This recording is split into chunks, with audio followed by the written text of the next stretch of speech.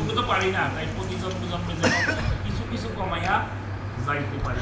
যেহেতু মনুষ্য বললে আমাকে 4 লক্ষ বার আসা যাওয়া করতে হবে, কেউ মনে করবো যে আমি এক জন্মে গোবিন্দকে লাভ করবো, এটা হলো দিবা স্বপ্ন। এক জন্মে কৃষ্ণ ভজন হয় না, হবে না। অনেক জন্ম ভজন করলে যদি কৃষ্ণকে লাভ করা যায়। তাই আজকে আমাদের এই সমাজ এমন এক পর্যায়ে চলে গেছে যে যাকে যেভাবে কনভিন্স করতে পারে সেভাবেই চলছে ধর্মের রাজনীতি। যাও, এখন আমাদের এই ধর্মকে জানতে হইলে আগে আমাদেরকে নিজেকে নিজে চিনতে হবে। যতদিন না পর্যন্ত আমরা নিজেকে নিজে চিনতে পারবো না, ততদিন গুরুকেও চিনতে পারবো না, গোবিন্দকে তো আরো আগেই না। আমরা গুরু ছাড়া কেউ যদি গোবিন্দ ভজন করে সেটা সম্পূর্ণরূপে মিথ্যা। কারণ আমাদের গুরু গোবিন্দকে চেনার একমাত্র পথ হইল আপনি যত তত্ত্ববার্তাই জানেন, যত শাস্ত্র গ্রন্থ আলাপ আলোচনাই করেন, আপনি মহান পণ্ডিত, কিন্তু আপনার উপরে গুরুর কৃপা নাই, আপনার সম্পূর্ণ জীবনই মিথ্যা। যাই হোক, আজকে আমরা মুখস্থ বিদ্যার সব তত্ত্ব ভান্ডার বাদ দিয়া শুধু শাস্ত্রীয় কথা, গ্রন্থের কথার আলোকে আলোচনা করব। আলোচনা হইল বক্তা এবং শ্রোতার উভয়ের সমন্বয়ের মিলিত যে বিষয়বস্তু উপস্থাপিত হবে সেটাই হবে আলোচনা। আর এই সমাজে যারা পাঠক শ্রেণীর আছে তারা শুধু আমাদের সমাজটাকে বিভ্রান্তি করে। যিনি হইলেন পাঠ করে মানুষকে দেয় ঠক, তিনি হইলেন পাঠক। সকাল থেকে শুরু করে সন্ধ্যা পর্যন্ত মানুষকে বিভিন্নভাবে উপদেশ দিয়ে থাকেন। আমি উপদেশ গ্রহণ করার জন্য আমি গুরু আশ্রিত হয়েছি। আমার গুরু আমাকে যেভাবে আদেশ নির্দেশ করবে আমার উচিত সেভাবেই চলা, নাকি যেই শিষ্য গুরুর আদেশ নির্দেশ পালন না করে চলে সে জীবনে কোনো কিছুই করতে পারে না। আজকে আমরা ভাগবতের আলোকে কথা বলবো। শ্রীমদ্ ভাগবতের 2য় স্কন্ধে যখন ভগবান কপিল অবতার রূপে আসলেন, তখন এই কলিহত জীবকে উপলক্ষটা ছিল কিন্তু কলিহত জীব, এই সংসারে থেকে হোক কিভাবে কলিবদ্ধ জীব ভক্তির দ্বারা আমাকে লাভ করতে পারে। এই উপদেশগুলো মাকে উপদেশ দিচ্ছে, মার গুরু সন্তান। যিনি উপদেশ দেন তিনিই কিন্তু গুরু। যেই কোনো পর্যায়ে আমরা বর্তমান যুগে কিন্তু গুরু স্তরটাকে নষ্ট করে ফেলছি। গুরু একাধিক হইতে পারে, কেউ হইল দীক্ষাগুরু, কেউ হইল শিক্ষাগুরু। কি আমি প্রাইমারি স্কুলে লেখাপড়া করছি, যিনি আমার শিক্ষক আছেন উনি আমার শিক্ষক। যিনি হাই স্কুলে আমাকে লেখাপড়া শিখেছেন উনিও আমার শিক্ষাগুরু। আমি ভাগবত চর্চা যার কাছে করছি উনিও আমার শিক্ষাগুরু। যিনি আমাকে কৃষ্ণ নামে আশ্রিত করছেন তিনিও আমার শিক্ষাগুরু। আমরা বিভিন্ন কর্মকাণ্ড যার কাছ থেকে শিখি তিনি আমাদের গুরু। ঈশ্বর কৃষ্ণ দীক্ষাগুরু এক, উনি কিন্তু একাধিক হইতে পারে না। তাই আমরা এই ভজন জগতে আসি, এখন 2 নাম যখন লইয়া দীক্ষাগুরুর আর খবর। দীক্ষাগুরু যে নির্দেশ কৃষ্ণ এটা তো আমরা সবাই জানি, কিন্তু কর্মে পালন করি না। 2 নাম লইতে গেলে বড় সাধু ওনার দীক্ষার প্রয়োজন নাই, কারণ স্থূল দীক্ষা মানে স্থূল, ঠিক না? আর স্থূলটাই জগতের সব কিছু। যার স্থূল ঠিক আছে তার সব ঠিক আছে। আমরা আগে স্থূলের কর্মটা সমাধান করার চেষ্টা করব, যে এইভাবে আমাদেরকে কিভাবে উপদেশ দিছে, আমরা কিভাবে আচরণ করি, যেন ভগবানের বাণীর সাথে আমাদের আচরণগুলা সংযুক্ত থাকে। কারণ আমরা বিভ্রান্তির সমাজে যাইতে চাই না। আমরা সৃষ্টির সেরাজীব, এরও আগে আমাদের বহুবার জন্ম হয়েছে, এরও আগে আপনাদেরও জন্ম হয়েছে, আমাদেরও বহুবার জন্ম হয়েছে, আমাদের স্মরণ নাই। কথাটা বাস্তব নাকি?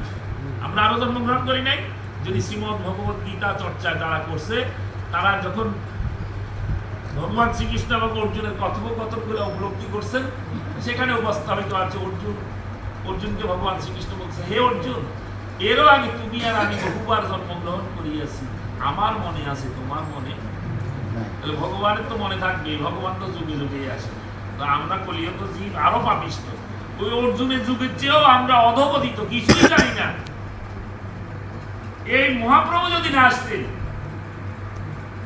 এই প্রেম শিক্ষা, দৈন্যতা কি জিনিস, এই শিক্ষা যদি আমাদেরকে শিখাইয়া না যাইতেন, আমাদের সনাতন সভ্যতা আজকে থাকতো না।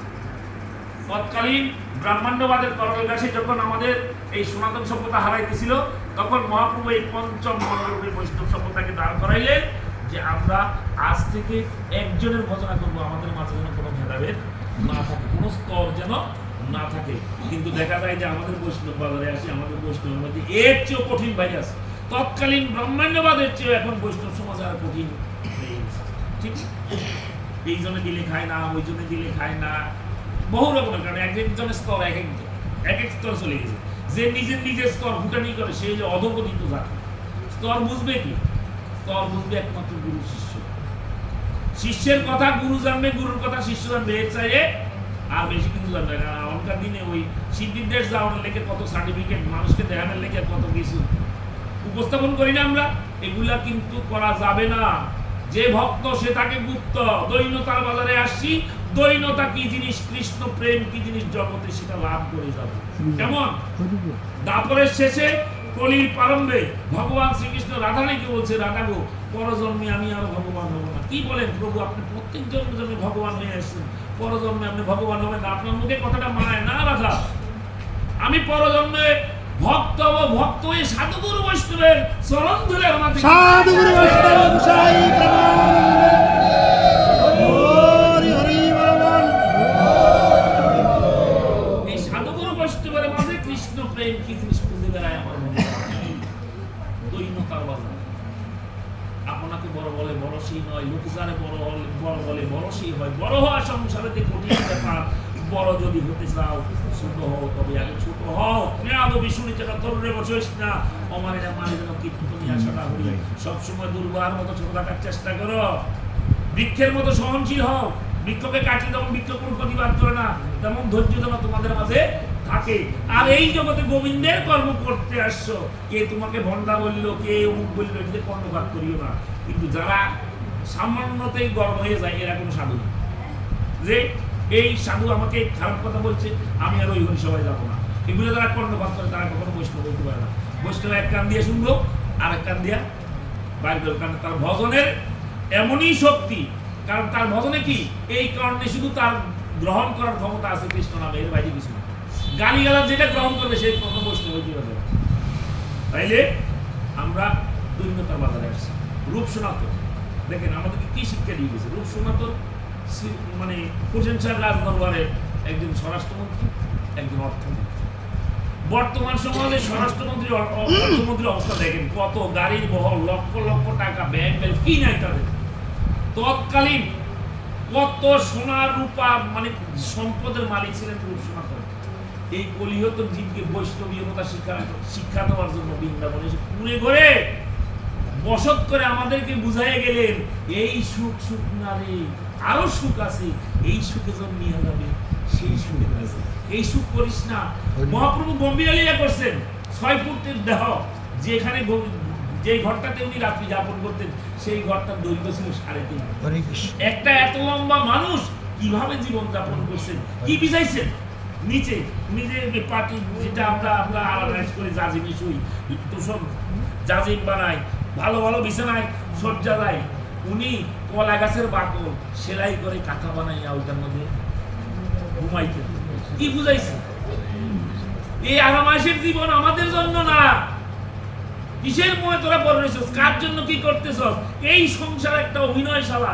এখানে যতদিন তুই দিতে পারবি ততদিন তুই ভালো, যতক্ষণ দিতে না পারবি তোর মতো খারাপ লোক জগতে কেউ। তাই এখন যার কাছে প্রতিশ্রুতিবদ্ধ, যাকে আমরা মূল জিনিসটা দেওয়ার কথা, তাকে না দিয়া আমরা এই নিচে মায়ার পিছনে ঘুরতে ঘুরতে আমরা আসল জিনিসে হারাই দিয়েছি। তখন মনে পড়ে, কখন মনে পড়ে জানেন? যখন হাঁটুতে শক্তি থাকে না, মাথা আর হাঁটু এক হয়ে যায়, বিছানায় বসে পায়খানা প্রস্রাব করে যায় মা বাবারা, তখন বুঝে নিজের গর্ভজাত সন্তানও বলে আর বিরক্ত করিয়ে না মারা সহ্য হয়। এটাই হইল শাস্তি। যদি সঠিক সময়ে সঠিক শরীরের মধ্যে শক্তি সামর্থ্য থাকতে কৃষ্ণ ভজন করছেন, আমি যে কষ্ট করে বিছানায় পড়ে মরতে হইতো না। যাক, আজকে আমরা ভাগবতের আলোকে কথা বলবো। সময় তো অনেক চলে গেছে, অতিবাহিত হয়েছে।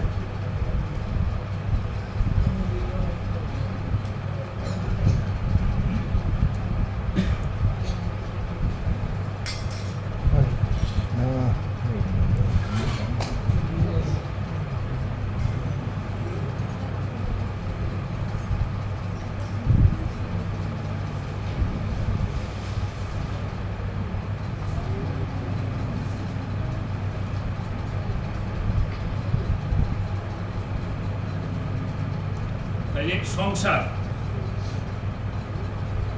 ভক্তিযোগ ও সংসার বর্ণন, মানে এই কলির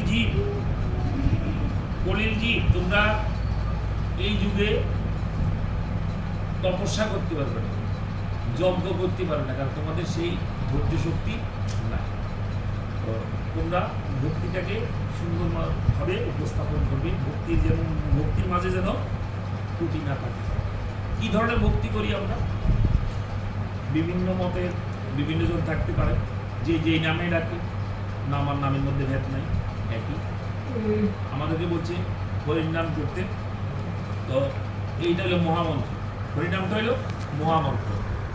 বিভিন্ন মতে বিভিন্নভাবে হরিনাম উপস্থাপিত হয়েছে। কারো কাছে আছে শ্রীকৃষ্ণ চৈতন্য প্রভু নিত্যানন্দ শ্রী অদ্বৈত গদাধর শিবাসাদী গৌর ভক্ত, এটা একটা হরিনাম। আবার কারো কাছে আছে হরে কৃষ্ণ কৃষ্ণ কৃষ্ণ হরে হরে, হরে রাম রাম। আবার কারো কাছে আছে ওই জয় জয় রাধে কৃষ্ণ গোবিন্দ মধুসূদন রাম নারায়ণ, যেই মতে যেভাবে আছে, কিন্তু নাম কিন্তু একটাই, সব নামই করি নাম, যে যেভাবে ডাকে। তো আমরা কলিও তো জ্ঞান বুদ্ধি কম, যেই নামটাই করি না কেন আমরা ওই নামটার মাঝে যেন শ্রদ্ধা থাকে, নিষ্ঠা থাকে। এই যে যারা মালা জপ করে, আমি মাদেরকে বলি বাবাদেরকে বলি, যারা মালা জপ করে, মালা জপ করার সময় কথাবার্তা বলিন না, হাঁটাচলা করেন না, স্তব্ধ হয়ে এক জায়গায় বসে এক মনে একদিনে সামনে চিন্তা করবেন গোবিন্দ আমার সামনে, পিছনে আমি। তাহলে যদি শ্রদ্ধা ভক্তি জন্মে, নাইলে গুটিও জন্মেন, আবার ওই কথা কইবেন কাকি কি জানতেছ, আবার গুটি একটা করবেন, আবার স্টার জলসা সিরিয়াল লাগিয়ে রাখবেন, আবার এক গুটি করবেন। তখন এটাকে নামের মালা বাজা, এটাকে বলে কাঠের মালা জপ, এটাকে বলে কাঠের মালা জপ। আর যারা নামের মালা জপ করে তারা কিন্তু নিষ্ঠার সহিত জপ করে। বলে আপনি এই কথাটা কইছেন, এটা তুমি ঠিক না, হরিভক্তি বিলাস করলে এটা আমাদের বৈষ্ণবদের গ্রন্থ, ওখানে লেখা আছে হাঁটিতে হাঁটিতে মালা জপ করা যাবে না, কথা বলিতে বলিতে মালা জপ করা যাবে না, কোনো কিছু দেখিতে দেখিতে মালা জপ করা যাবে না, কোনো কিছু আহার করিতে করিতে মালা জপ করা যাবে না। আহার বলতে বুঝেন তো, অনেকে মান ছাওয়ায় আর মালা দিতে হবে না। সন্ধ্যা করতেছেন, মনটা যেন সন্ধ্যায় থাকে, দুইটা চোখ বন্ধ করে এক মনে একদিনে সন্ধ্যা করবে, যে যেভাবে করে, কেউ উপাসনা করে, কেউ সন্ধ্যা করে, কেউ বা জপ করে, যে যেভাবে করে সন্ধ্যার মধ্যে নিষ্ঠা দেওয়া।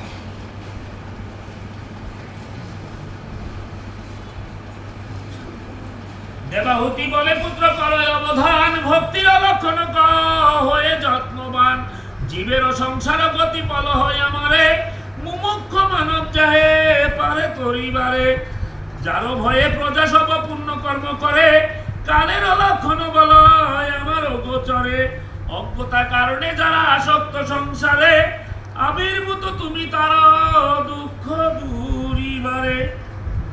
ভগবান প্রত্যেকটা যুগে যুগে আসেন, যেটার প্রমাণ শ্রীমদ্ ভগবদ গীতার মধ্যে স্পষ্ট লেখা আছে, যদা যদা হি ধর্মস্য গ্লানির্ভবতি ভারতম উত্থানমাধর্মস্য তদাত্মনম সৃজম্যহং পরিত্রাণায় সাধনাং বিনাশায় দুষ্কৃতম ধর্ম সংস্থাপনার্থায় সম্ভবামি।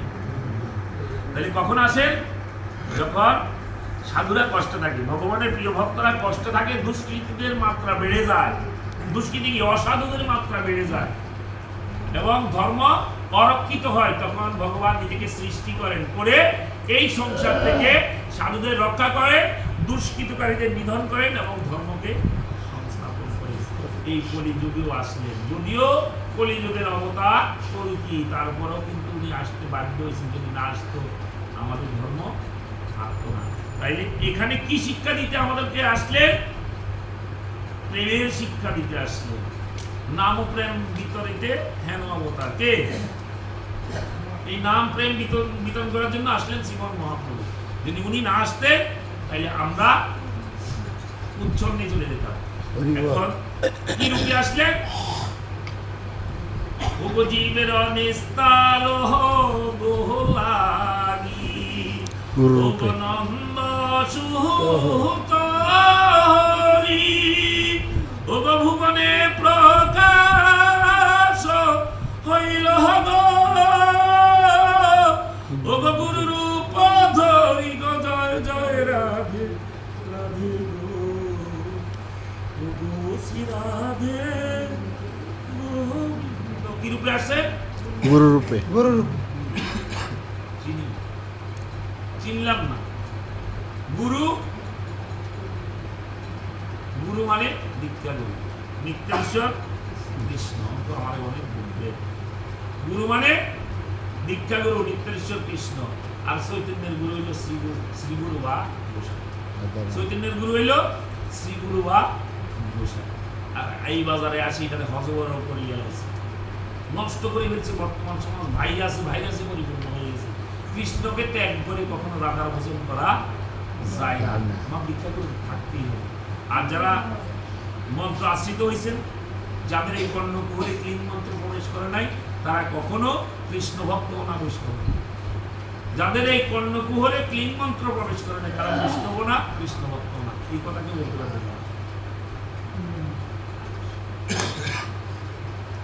তাইলে গুরু মানে দীক্ষা গুরু।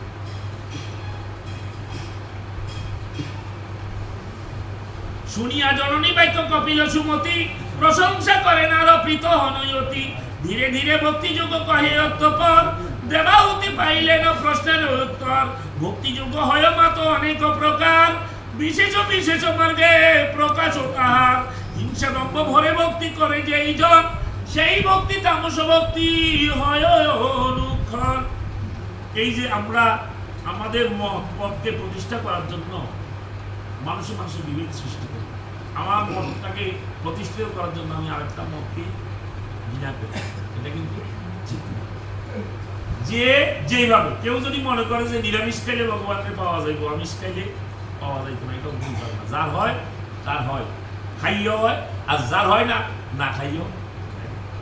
এই তদ্রূপ একটা শ্রীরূপ গোস্বামীর আর মীরাবাইয়ের যে কাহিনীটা আছে, সেখানে মীরাবাই একদিন শ্রীরূপ গোস্বামীর দর্শন করতেন। বৃন্দাবনের তখন নব্য বৈষ্ণব আসেন। শ্রীরূপ গোস্বামী, মীরাবাই এরও বৈষ্ণব, অতি অল্প বয়সে ভগবান শ্রীকৃষ্ণকে লাভ করছিলেন। যখন মীরার বয়স 5 বছর, তখন একদিন মীরাদের বাড়িতে এক সন্ন্যাসী আসলেন, মানে সাধু, খাওয়ার জন্য। মীরার মার কাছে বললে যে মা আমি ক্ষুধার্ত, আমাকে কিছু আহার দাও। যাক, মীরার মা অনেক আদর যত্ন করে ওনাকে খাওয়া দাওয়া খাইলেন। তখন আমরা তৎকালীন মানুষের নিয়ম ছিল যে ঋণটা যেন সাথে সাথে শোধ করা যায়। ঋণ রাখতো না, অন্যের ঋণ শোধ করার জন্য ছোট্ট একটা গোপাল ওই মীরার হাতে দিয়ে গেছে, একটা পুতুল। মীরা সারাদিন এটাকে নিয়ে খেলত। একদিন মীরাদের বাড়ির সামনে দিয়ে একটা পালকি যাইতেছে। ছোট বাচ্চাদের অনেক রকমের মন মানসিকতা থাকে। মাকে বললো, মা গো, এটা কি যায়? তো বাবা, এটা পালকিতে কি হয়? পালকিতে করে জামাই বউ যায়। জামাই বউ কি? বাচ্চাদের বিভিন্ন রকম প্রশ্ন। মাইয়ারে কোনো রকমের বুঝাইতে না, তুই বড় হবি, তোরও জামাই আইব, তোরও আমরা বিয়ে দেবো। কয় না, আমি এক করে বিয়ে করবো। তোর জামাই আছে, তোরা বিয়ে করে নেবো। জামাইকে ওই হাতের গোপাল দেখাই, হাতের গোপাল দেখাই। দেখেন, এই যে আমাদের বিশ্বাস, এই জগতে ভগবান শ্রীকৃষ্ণের সাথে আমাদের সম্বন্ধ হইল স্বামী, জগৎ স্বামী। এই জগতে একজনই পুরুষ, এই হলো ভগবান শ্রীকৃষ্ণ। আর যা আছে, যত কিছু আছে, সব কিছু প্রকৃতাধীন। আমরা সবাই প্রকৃতাধীন। আমাদের সবার কাজ হইল যে আমাদের এই দেহ মন প্রাণ যেন আমরা সম্পূর্ণরূপে ওই ভগবান শ্রীকৃষ্ণের সেবায় সমর্পণ করতে পারি। যাও, মীরা একসময় বড় হইলেন, বিবাহিত হইলেন, স্বামী অকালে প্রাণ হারাইল। তৎকালীন সমাজ ব্যবস্থার নিয়ম ছিল সহমরণ, মানে সতীদাহ প্রথা। স্বামী মারা গেলে স্ত্রীকে সাথে সাথে দাহ করা হইত। স্বামীকে চিতায় উঠাইছে, মীরাকে বলছি যাও তুমি গঙ্গায় আরে যমুনায় ডুব দিয়ে আসো, তোমাকেও আজকে সহমরণে যাইতে হবে। যমুনার ওই পারের থেকে দৈবাণী হইল, মীরা তুই ওই পারে চলে আয়। এবার কে ডাকলো? উনি ভক্তের ভগবান এমনি হইল যে আমার ভক্ত বিনা দোষে কেন সাজা পাবে। আমি এই পারে আছি, তুমি এই পারে। মীরা চলে গেলেন, যাইয়া বৃন্দাবনে যাইয়া ওই গোবিন্দের ভজন করতে লাগলেন। তৎকালীন সময় শ্রীরূপ গোস্বামী আসলেন, আসে উনি নব্য বৈষ্ণব, ওনার সাথে একটু সাক্ষাৎ প্রাপ্তির আশা করলেন। শ্রীরূপ গোস্বামী একটু প্রধান্বিত হইয়া যিনি বার্তাবাহক, ওনাকে বললেন, যাইয়া বলো যে আমি নারী রূপ দর্শন। এই কথায় মীরাবাই অনেক ব্যথিত হইল। মীরাবাই তখন ওই যে বার্তাবাহক আমার খবরটাই না পৌঁছাই দিল, ওনাকে বললেন, যাইয়া তুমি তোমার শ্রীরূপ গোস্বামীকে জিজ্ঞেস করো যে যদি উনি নারী রূপ দর্শন না করে, তাহলে উনি পুরুষই একইভাবে বৃন্দাবনে থাকে। আসলে তো বৃন্দাবনে কোনো পুরুষ নাই। বৃন্দাবনে যারা গেছেন তারা কইতে হবে বৃন্দাবনে রাধা নাম ছাড়া কিছুই হয় না। বৃন্দাবনে হইলে সব রাধার খেলা, এখানে কৃষ্ণ নাম কিছুই। সনাতন গোস্বামী তো মাথা গরম হয়ে গেল, আরে এটা তো খুব আধ্যাত্মিক কথা। আমি গতকাল রাতে একটা স্বপ্ন দেখছি, একজন পরম বৈষ্ণব আমার সাথে দেখা করতে আসবে। তাড়াতাড়ি খুঁজতে খুঁজতে যাইয়া এক যমুনা তীরে এক কোনার মধ্যে যাইয়া পাইলো, যাইয়া সামনে চলে, আমি আপনাকে বৈষ্ণব চিনতে পারি নাই, আমার অপরাধ মার্জনা করবে। তত উদ্দেশ্যে মীরাবাই কিছু উপদেশ দিলেন।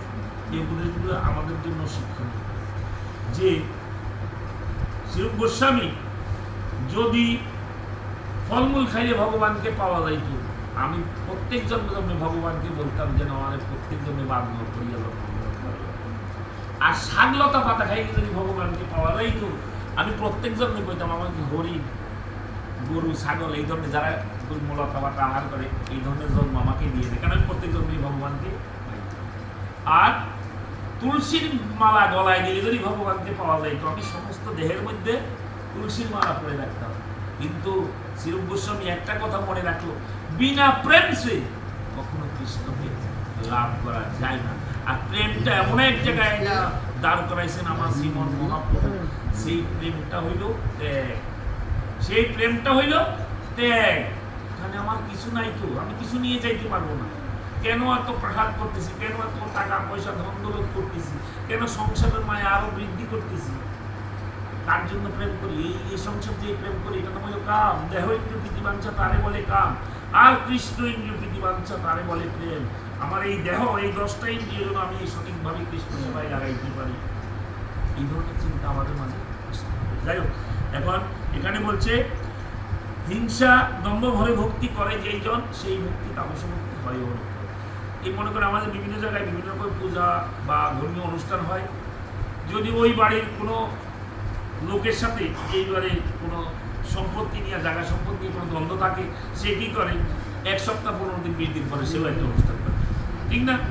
এ যদি 200 লোক খাওয়ায়, এ 300-400 লোক খাওয়ায়। এ যদি 5-6 পদ ব্যবস্থা করে আহারের জন্য, হে আরও 6-7 পদ ব্যবস্থা করে একটু বাড়ায়, কিন্তু সেই ভক্তি সহকারে করে না, সে এটা করছে মানুষকে দেখানোর জন্য। আজকে এই মন্দিরে দুর্গা পূজা প্যান্ডেল, সেই মন্দিরে যদি 5 লাখ টাকা বাজেট হয়, আরেক মন্দিরে দেখবেন যে এটার চেয়েও সুন্দর যাত্রী করার জন্য 7 লাখ 8 লাখ 10 লাখ করছে, করে না গো? তবে কিন্তু এটা ভক্তির উদ্দেশ্যে করে না, এটা হচ্ছে লৌকিকতা, মানে তামসিক ভাবে। এই ধরনের ভক্তি যারা করে, কামনা বাসনা করে, তাদের কোনো ফল হয় না। বরং এত এই রং সং লাইটিং ফাইটিং না করি, যে টাকা এই লাইটিং ফাইটিং এর পিছিয়ে যাইব, ঢাক ঢোলে পিছিয়ে যাইব, এটা যদি অনাহারেরই অন্ন দেয়, অনাহারে অন্ন দেন, যার বস্ত্র নাই তাকে বস্ত্র কিনে দেন, যার থাকার ঘর নাই তাকে যদি থাকার ঘরের ব্যবস্থা করে দেন, এটাতে আপনাদের মঙ্গল হবে। এই কলিযুগের ধর্মে হইল জীবে দয়া, নামে রুচি, বৈষ্ণব সেবন, এর উপরে ধর্ম নাই। সাধু গুরু বৈষ্ণব মশাই।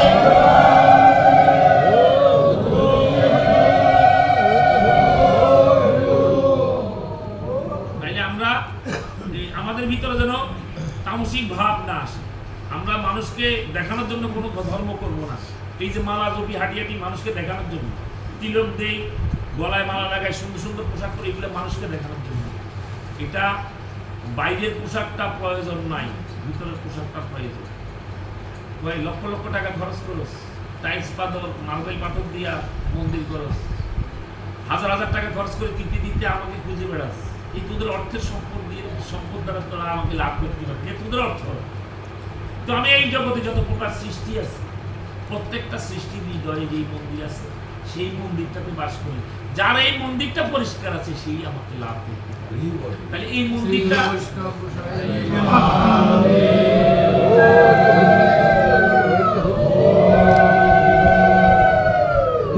এই মন্দিরটা আমাকে যদি পরিষ্কার করতে হয়, তাহলে আমার এই দেহ সম্বন্ধে জানি।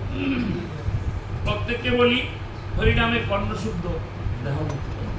দেহমুক্ত করতে হইলে আমাকে অবশ্যই শ্রীগুরুর আশ্রয় নিতে হবে, এবং শ্রীগুরুর আদেশ নির্দেশ করে আমার এই দেহ সম্বন্ধে সব কিছু আমাকে খুঁজে বের করতে হবে। কোথায় যা আছে বিশ্ব ব্রহ্মাণ্ডে, যা আছে আমাদের প্রত্যেকে, সব কিছু গয়া কাশী রাধা কৃষ্ণ যা আছে সব আমাদের দেহের ভিতরে আছে, কিন্তু আমরা এই বাজারে যাই শুধু এটাকে জানা।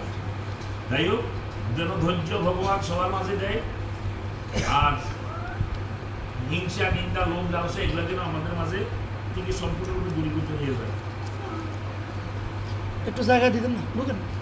ঐশ্বর্য কামনা করি ভক্তি যেই করে, সেই ভক্তি রাজস্ব ভক্তি জানিও করে। ঐশ্বর্য কামনা করে, এখানে ঐশ্বর্য বলতে টাকা পয়সা, ধন দৌলত। টাকা যারা ধর্মকে বিক্রি করিয়া খায়, হরিনাম কৃষ্ণ নাম বিক্রি করিয়া খায়, তারা হইলেন সমাজে অধপতিত যারা। নাম সংকীর্তন বলেন বা সিজনাল পাঠের অনুষ্ঠান, দেখা যায় যে কার্তিক মাসটা এলে বিভিন্ন মন্দিরের মধ্যে পাঠক যে চাহিদা 1 লাখ, 1.5 লাখ, 2 লাখ, কার নাম বেচে খাস জানোস না তো? এটা তো এখান দিয়ে খাস, ওইখানে হাসপাতালে বেডে পোষ দিয়ে রাখছে। আগে তোদেরকে মারছি আমি খাওয়াইয়া আগের দিনের মানুষ এত ভাত খাইতে পারতো, 1 কেজি সোয়া কেজি চালের ভাত খাইতো, বড় বড় জগে করে দুধ খাইতো, ভালো ভালো জিনিস খাইতো। তখনকার দিনের মানুষ মরতো খাইয়া। হ্যাঁ, একটা মানুষ 100-150 বছর বাঁচতো, আরো বেশিও বাঁচতো। তখনকার দিনের মানুষকে খাওয়াইয়া মারছে। আর কলিও তো কি ওদেরকে মারবো আমি না খাওয়াইয়া ঘরে ঘরে ডায়াবেটিস ঢুকেছে, 1 বেলার বেশি খাইতে পারবি না। আমার নাম করস না, তোরা বালা গাছ। হ্যাঁ, গাছের প্রথম ফলটা আগে যদি আমাকে দিয়ে খাইতি, তোর পেটে অসুখ হতো না। এই কি আছে আমার আছে, আমি কি করতে পারছি নিজে, মানে খাওয়ার জন্য কি তৈরি করি, যেগুলা খাই, যেগুলা তৈরি করি খালি মানুষকে ঠকানোর জন্য। আসছি মানুষকে ঠকানোর জন্য খাদ্য তৈরি করতেছি, কিন্তু গাছের যেটা ফল, যেটা ভগবানের সৃষ্ট, ওটার মধ্যে কোনো ভেজাল নাই। আসেনি? এই জিনিসটা আমরা ভক্ষণ করার পূর্বে বা কালকে দেওয়ার পূর্বে আমরা কি চিন্তা করি না, এটা প্রথম অংশটা গোবিন্দকে দিই? এই মানুষটা আমাদের হয় না। আমরা শুধু কি করব, যখন বেয়াই বাড়িতে যাবো বা আত্মীয় স্বজনের বাড়িতে যাবো, তখন বাজারের সবচেয়ে ভালো ভালো মিষ্টিগুলা, দামি দামি ফলগুলা, ওগুলা নিয়ে আত্মীয় স্বজনের বাড়িতে যাই। আর গোবিন্দের সেবার মধ্যে পচা আম, পচা কলা, শুকা বাতাসা, শুকা মিষ্টি। আসনের দিকে চাইলেই তো বোঝা যায়, আর এই ঘরটা তো নরক হয়ে গেছে।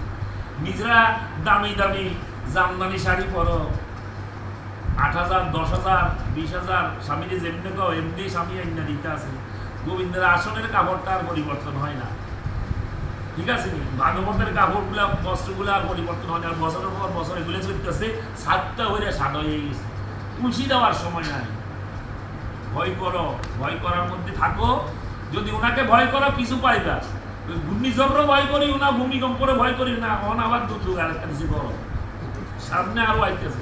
এখন কি গরম পড়ে, এই আর 10-12 দিনের মধ্যে যে হিট করবো এই দেশের মধ্যে, সহ্য করতে পারবে না। 47 থেকে 55, বাঙালি কখনো কল্পনা করতে পারে না এত গরম হবে। এটা প্রত্যেক বছর কিন্তু একটা না একটা ভাব দেখাই আমাদেরকে বুঝায়, তোরা কিন্তু আমারে ভয় করেছে। যখন ভূমিকম্পে লাড়া দেয় তখন তো হরে কৃষ্ণ মহারাজ উপার দেয়, ওই তখন দেয়। বিপদে পড়লে না নাইলে মনে থাকে না। খাওয়ার সময় এই পিসেখানা না খাইয়ে হাতে লওয়ার সময় গোবিন্দনাথ সরকার প্রসাদটা গ্রহণ করেন, পেটের অসুখ হবে না। পরীক্ষিত, মানে সব ডাক্তার রাখি দিবে। তাইলে যারা হরিনাম কৃষ্ণনাম বিক্রি করিয়া খায়, এদের কোনো নিস্তারের কোনো পথ নাই। এই যে আমরা তিলক বাজার দেখে যে বর্তমান যুগে যে তিলকগুলো বিক্রি করে 20 টাকা, 30 টাকা, 40 টাকা হতে 50 টাকা, 100 টাকা হলে বৃন্দাবনের তিলক মানে কেমন, ঠিক না? এটা বলে তো না, আমরা ধর্মবিরু যেভাবে বলতেছে সেভাবে বিশ্বাস করি, সেটাই আমরা গ্রহণ। ওই তিলকের মধ্যে আবার হরে কৃষ্ণ লিয়া মাগো, ওটা তো আধ্যাত্মিক লিয়া, এটা দাম নিশ্চয়ই বেশি হবে। মালা 30 টাকা 40 টাকা হয়ে গেছে, 200, 250, 300। বৃন্দাবনে তুলসী গাছ দিয়ে মালা বানাইছি, আমরা তো দেখি নাই। দেখি বৃন্দাবনে না লক্ষণপুরে তুলসী গাছ, আমরা তো আর জানি না। যাই যে যেমনি কো এমনি বিশ্বাস। তবে এই ধরনের ব্যবসা যারা করে ধর্ম নিয়ে, তাদের কঠিন সাজা হবে। ভগবানকে সকালে ঘুম থেকে উঠা এবং ঘুমাইতে যাওয়া অবধি চিন্তা করতে হবে যে কোনো মুহূর্তে টান দিতে পারে, তাহলে কর্মটা সেভাবে করবো। কারণ সারা জীবন এই সংসারের পিছিয়ে করতে যাই, যদি আমি 1টা ঘন্টা সময় আমি মন্দিরমুখী বা আসনমুখী না হই, আমি নিজেকে মানুষ করতে পারি না। মানুষ আর পশুর মাঝে একটা জায়গায় পার্থক্য, মানুষ আর পশুর মাঝে একটা জায়গায় পার্থক্য, সেই পার্থক্যটা হইল পশু হরিনাম কৃষ্ণ নাম করতে পারে না, মানুষ পারে।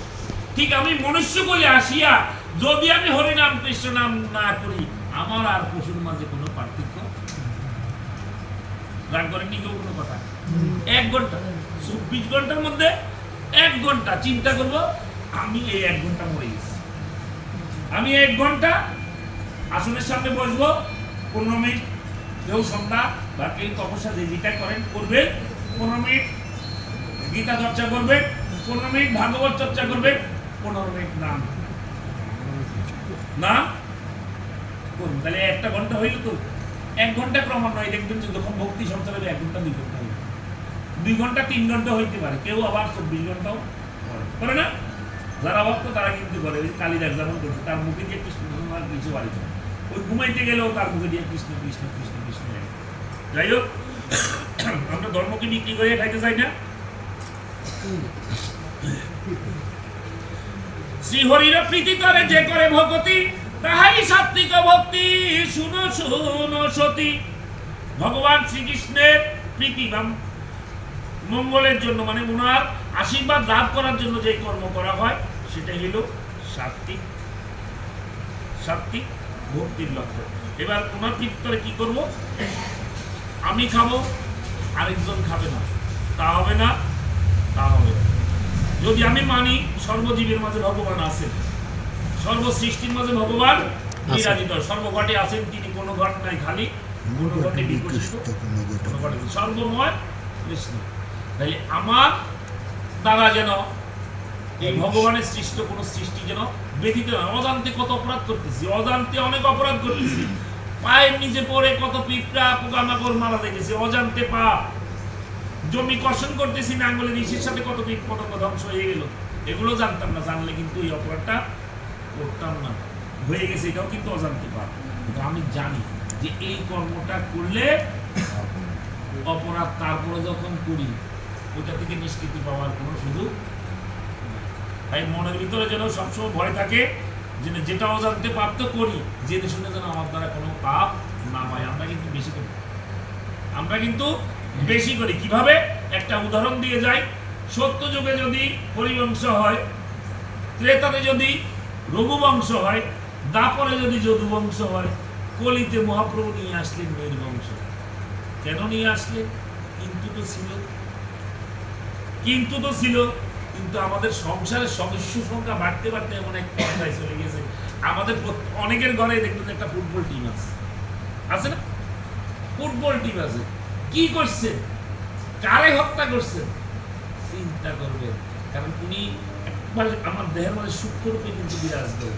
আমি যে অপরাধ প্রবণতা যেন আমাদের মাঝে না বৃদ্ধি পায় সেভাবে আমাকে চলতে হবে, আমার দ্বারা যেন কোনো অপরাধ সৃষ্টি না হয়। আর এই এখানে উনি যেভাবে উল্লেখ করছে, উনি একটা বাক স্পষ্ট শ্রীমদ ভগবত গীতার অষ্টদশ অধ্যায়ের শিশুতম শ্লোকে যিনি বলে গেছেন, সর্বধর্মান্নাং পরিত্যাজ্য মানবং শরণং ভজহং তাং সর্বপাপেভ্যো মোক্ষামি নাশোচ। এই জগতে আমি ছাড়া আর কিছু নাই, এই জগতে আমি ছাড়া আর কিছু নাই। একটা গাছের গোড়ায় যদি জল দেওয়া হয়, ওই গাছের সমস্ত শাখা প্রশাখায় জল পায় না, পায় না। যেই ভক্তের ভক্তি একমাত্র ভগবান শ্রীকৃষ্ণের চরণে সমর্পণ করা আছে, তাকে অন্য কারো কাছে আশ্রয় গ্রহণ করতে হয় না। সাধু গুরু বৈষ্ণব গোসাই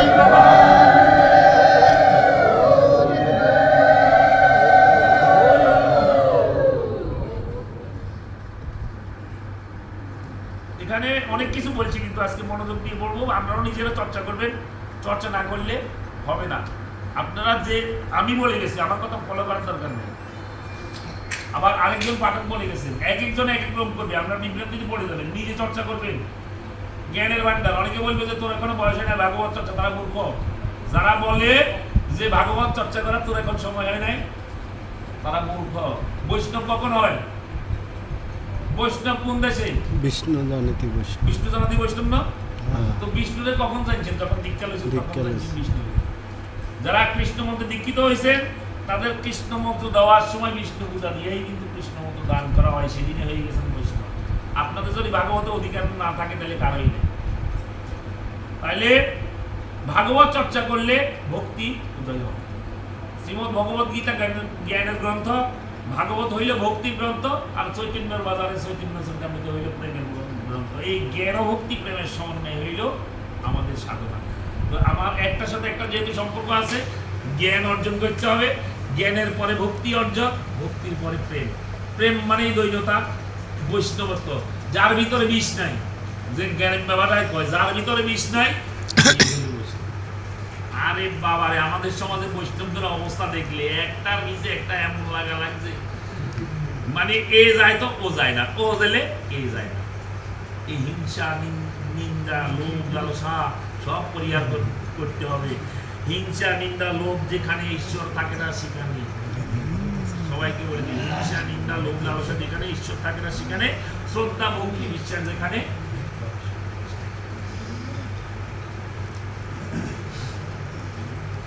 নির্গুণ ভক্তি কামে হয় যেইজন, মুক্তি করে লালায়িত নয় কিছু নাহি কাম্য তার সংসার বাজার, কেবল হয় আমার সেবা আছে ভয়ে ছাড়। নির্গুণ ভক্তি কামে, নির্গুণ তিনটা গুণের অতীত যিনি। তিনটা গুণ কি কি? সত্য রজত সত্য, রজতম। এই তিনটা গুণকে যিনি নিয়ন্ত্রণ করতে পারছেন কি দ্বারা? মানুষ সবকিছু নিয়ন্ত্রণ করতে হবে একমাত্র মন দ্বারা। মন ছাড়া কোনো কিছুই ভজন হয় না। মনকে যতক্ষণ না পর্যন্ত নিজে বশীভূত করতে পারেন। ইন্দ্রিয়ের মধ্যে সবচেয়ে কঠিনতম ইন্দ্রিয় হইল মন। এই মনকে যতদিন না পর্যন্ত আমরা আয়ত্ত করতে পারবো, কিসের দ্বারা আয়ত্ত করবো? মনকে আমরা দুর্বল করি নি। কারণ আমরা সবসময় একটা জিনিস চিন্তা করি, আমার দ্বারা মনে হবে না, আমার দ্বারা মনে হয় হবে না, আমি এটা পারবো না। তোর মনেও কই না আমি পারবো। আর যদি চিন্তা করি আমি পারবো, কৃষ্ণ তুমি আমার সহায়। কৃষ্ণ যদি কারো সহায় থাকে, তার মন তো সঠিক গন্তব্যে যাওয়ার কথা, বাঁকা রাস্তায় যাওয়ার কথা না। মনকে নিয়ন্ত্রণ করার ওষুধ আছে, সেটাও গুরুত্ব করা লাগবে, নাইলে মনকেও নিয়ন্ত্রণ করা কঠিন। কারণ এটা হইলো লাগামহীন ঘোরানো। এই মন চায় আমি চলে গেছি এখানে, ঠিক না? মন যেখানে যখন মন চায় সেখানে চলে যায়। মনে মনে অনেক কিছু কল্পনা করি আমরা। তো যারা এই তিনটা গুণের অতীত, তারা মুক্তির জন্য লালায়িত নয়। গোবিন্দের যখন তাকে যেখানে রাখছে সেটাতেই সে সন্তুষ্ট থাকতে চায়। আমাদেরকে এই জগতে পাঠাইছে, কি বলছে? তো পাঠানোর সময় কর্ম কর, কর্মফল আমাকে অর্পণ। এটা দিয়ে কি বুঝাইছে? তাহলে তোমাদের আরো হিসাব নিকাশ আছে। তুমি এই জন্মে এটা ভোগ করার চেষ্টা করো না। বর্তমান যুগে কিছু মানুষ কারো নামে আমি অপবাদ দেবো না, কিন্তু অপবাদ এসে যায়। এরা আমার ভগবানের বাণীটাকে বিশ্বাস করে না। এরা যেভাবে ভগবান এই গীতাটাকে, ওনার মুখে নিঃসৃত বাণী হইলেও শ্রীমদ ভগবত গীতা, এই গীতার বাণীগুলোকে যেভাবে ভিন্নভাবে উপস্থাপন করে সমাজের মধ্যে বিভ্রান্তি সৃষ্টি করছে। এই যে কি বলছে, চাতুর্বর্ণ মায়া সৃষ্টম গুণ কর্ম বিভাগ। দেখেন একটা সুন্দর ভাষ্য। এই ভাষ্যটাকে উপস্থাপন কিভাবে করা হলো? গুণ কর্ম। তাহলে আগে কি বলছে? গুণ। পরে বলছে আমি যদি কর্ম না করি, আমার গুণটা ভালো বা খারাপ এটা আমি কিভাবে বুঝবো?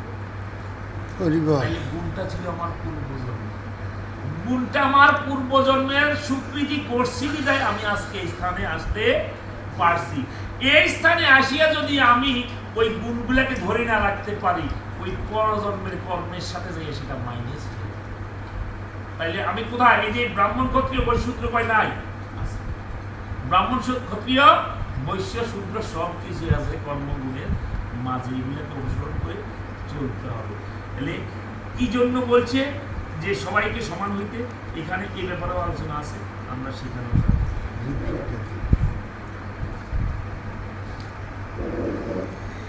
এই ভক্তি যুগে জীব পায় পরিত্রাণ, ব্রহ্মপদ লাভ করে সেই মহাপ্রাণ। নিত্য নিত্য যেই করে ধর্মীয় অনুষ্ঠান, নিষ্কাম হইয়া করে পূজার অভিধান। প্রতিমা দর্শন আর স্পর্শন পূজন, নিত্য নিত্য যেই করে স্তবন বন্দন। সর্বভূতে যেইভাবে অস্তিত্ব আমার, ধৈর্য বৈরাগ্যশালী হয় চিত্ত যার। এই চিত্ত, এই হৃদয়ে যার ধৈর্য ধরার মতো ক্ষমতা আছে, সেই আমাকে চিনতে পারছে, সেই আমাকে লাভ করতে পারছে। কারণ ধর্মের আরেক নাম কি?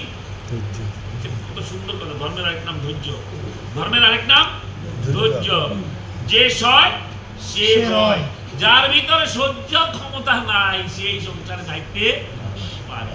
তাহলে আমাদের সেই গুণটা অর্জন করতে হবে। কে কি বলছে? যারা বৈষ্ণব, এই বাজারটা বর্তমান কলিযুগের আমি বলবো যে শতকরা 80 জন বৈষ্ণব। অন্যান্য মত যারা কৃষ্ণ মন্ত্র বা বিষ্ণু মন্ত্রে দীক্ষিত হয়েছেন তারা হইলেন বৈষ্ণব, যারা শিবের মন্ত্রে দীক্ষিত হয়েছেন তারা হইলেন শাক্ত শৈব, যারা মা কালীর মন্ত্রে দীক্ষিত হয়েছেন তারা হইলেন শাক্ত, যারা গণেশের মন্ত্রে দীক্ষিত হয়েছেন তারা হইলেন গানভক্ত, যারা সূর্যদেবের মন্ত্রে আশ্রিত হয়েছেন তারা হইলেন সৌর। এই কয়টা প্রকার মত আমাদের সমাজে আছে, তবে 80% হইল বৈষ্ণব। এখন এই সমাজে আসিয়া আমরা যখন একটা মত আরেকটা মতকে নিন্দা করি, সে তো সনাতন, আমি সনাতন, মহাপ্রভু সনাতন, জগাই মাদাই কত বড় পাপিষ্ঠ, জগাই মাদাই সে তো সনাতন ছিল, সে তো উদ্ধার হয়ে গেল, পরম বৈষ্ণব হয়ে গেল। কিভাবে?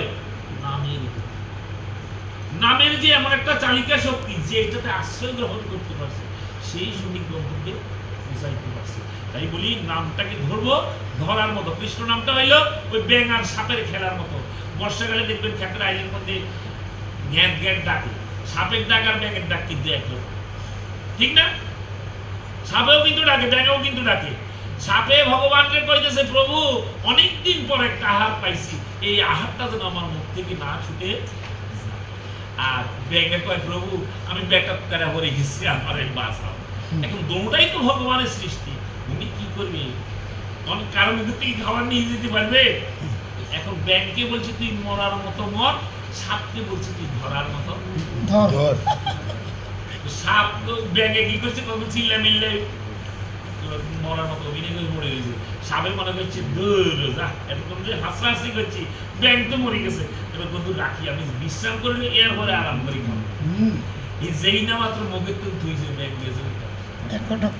আমরাও এই যে ডাক্তার যখন ওষুধ দেয় আমাদের হাসপাতালে নিয়ে, আমরা বিভিন্ন ওষুধ বিভিন্ন ভাবে আহার করার জন্য ওষুধ দিই। কিছু কিছু ট্যাবলেট সাবাইয়ে খাওয়ানোর লাগে, তাই না? এটা সাবাইয়ে গেলে তাড়াতাড়ি কাম হয়।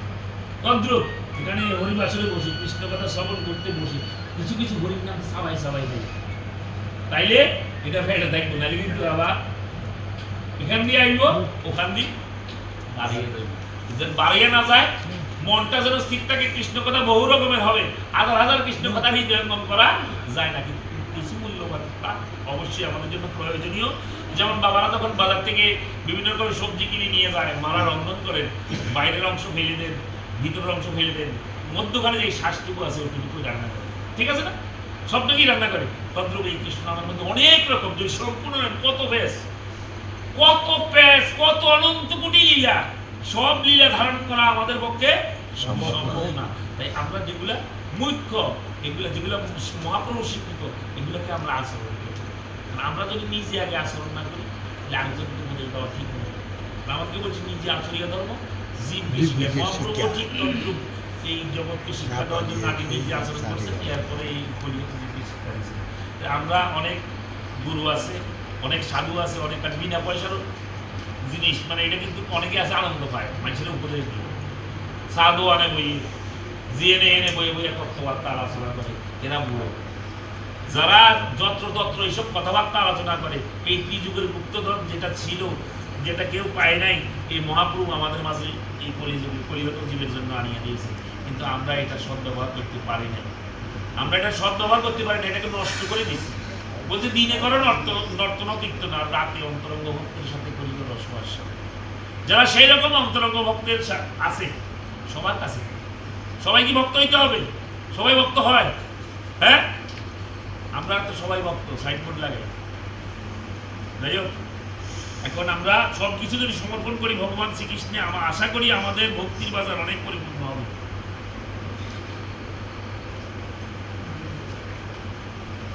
আচ্ছা, তাহলে এটা কি বলছে? সর্বভূতে সেইভাবে অস্তিত্ব আমার, ধৈর্য বৈরাগ্যশালী হয় চিত্তদার। আর বৈরাগ্য বই মানে এই সংসারের প্রতি কোনো কিছু আসক্তি, টাকা পয়সা, ধন দৌলত, স্ত্রী পুত্র সন্তান, কোনো কিছুর প্রতি যার আসক্তি, সব কিছু আমাকে সমর্পণ করছে, সেই আমাকে লাভ করে। যেমন ওই যে এই চৈতন্যের বাজারে সিদ্ধির দেশ। এখানে ভক্তির কথা লেখা আছে 51। এই 51 ভক্তির এই জগতে যে গোবিন্দ তুমি ছাড়া আর আমার আর কেউ নেই। একনিষ্ঠ ভক্তি।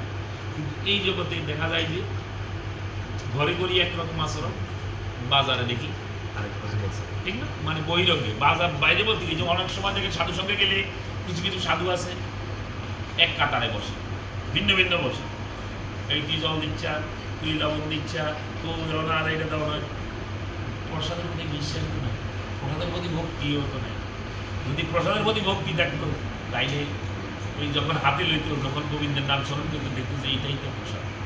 তো ওই বাইরে করে একরকম আচরণ, আবার ঘরে আইলে আরেক রকম আচরণ। কিছু কিছু কৃষ্ণ ভক্ত আছে সাধুগিরি সার্টিফিকেট লেগে গোসাইয়ের দেহ দান করছে, চতুর্বিংশী তত্ত্ব গুরু আমি স্বীকার করছি, আজ থেকে আমার এই দেহের মালিক তুমি।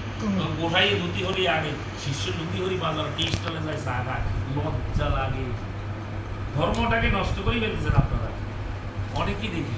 আবার ওই তুমি ফান দিলে খাইতো না, তুমি এটা দিলে খাইতো না, ও হে দোয়ান তো যায় ফান লয়, চুন লয়, চুনটা কত বাসি কিনে না মানুষে খায়। এক ডিব্বার তো দেখা যায় যে সব কামার করি মেসো যা সবাই খাইতে আছে, সে শুনে যাচ্ছে। হ্যাঁ, খালি ওই সবার মধ্যে গেলে এই ভাইরাসটা সবাই যায়, ভয় থাকে, ভয় থাকে, ভিতর বাহির একমত তবেই হয়।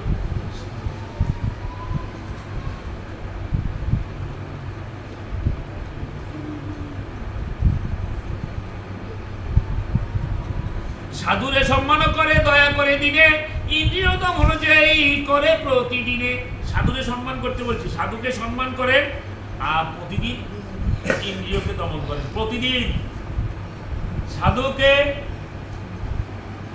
সাধুকে যারা কীর্তন করে, যারা পাঠ টাঠ করে মানুষকে উপদেশ দেয়, তারাই সাধু নাকি?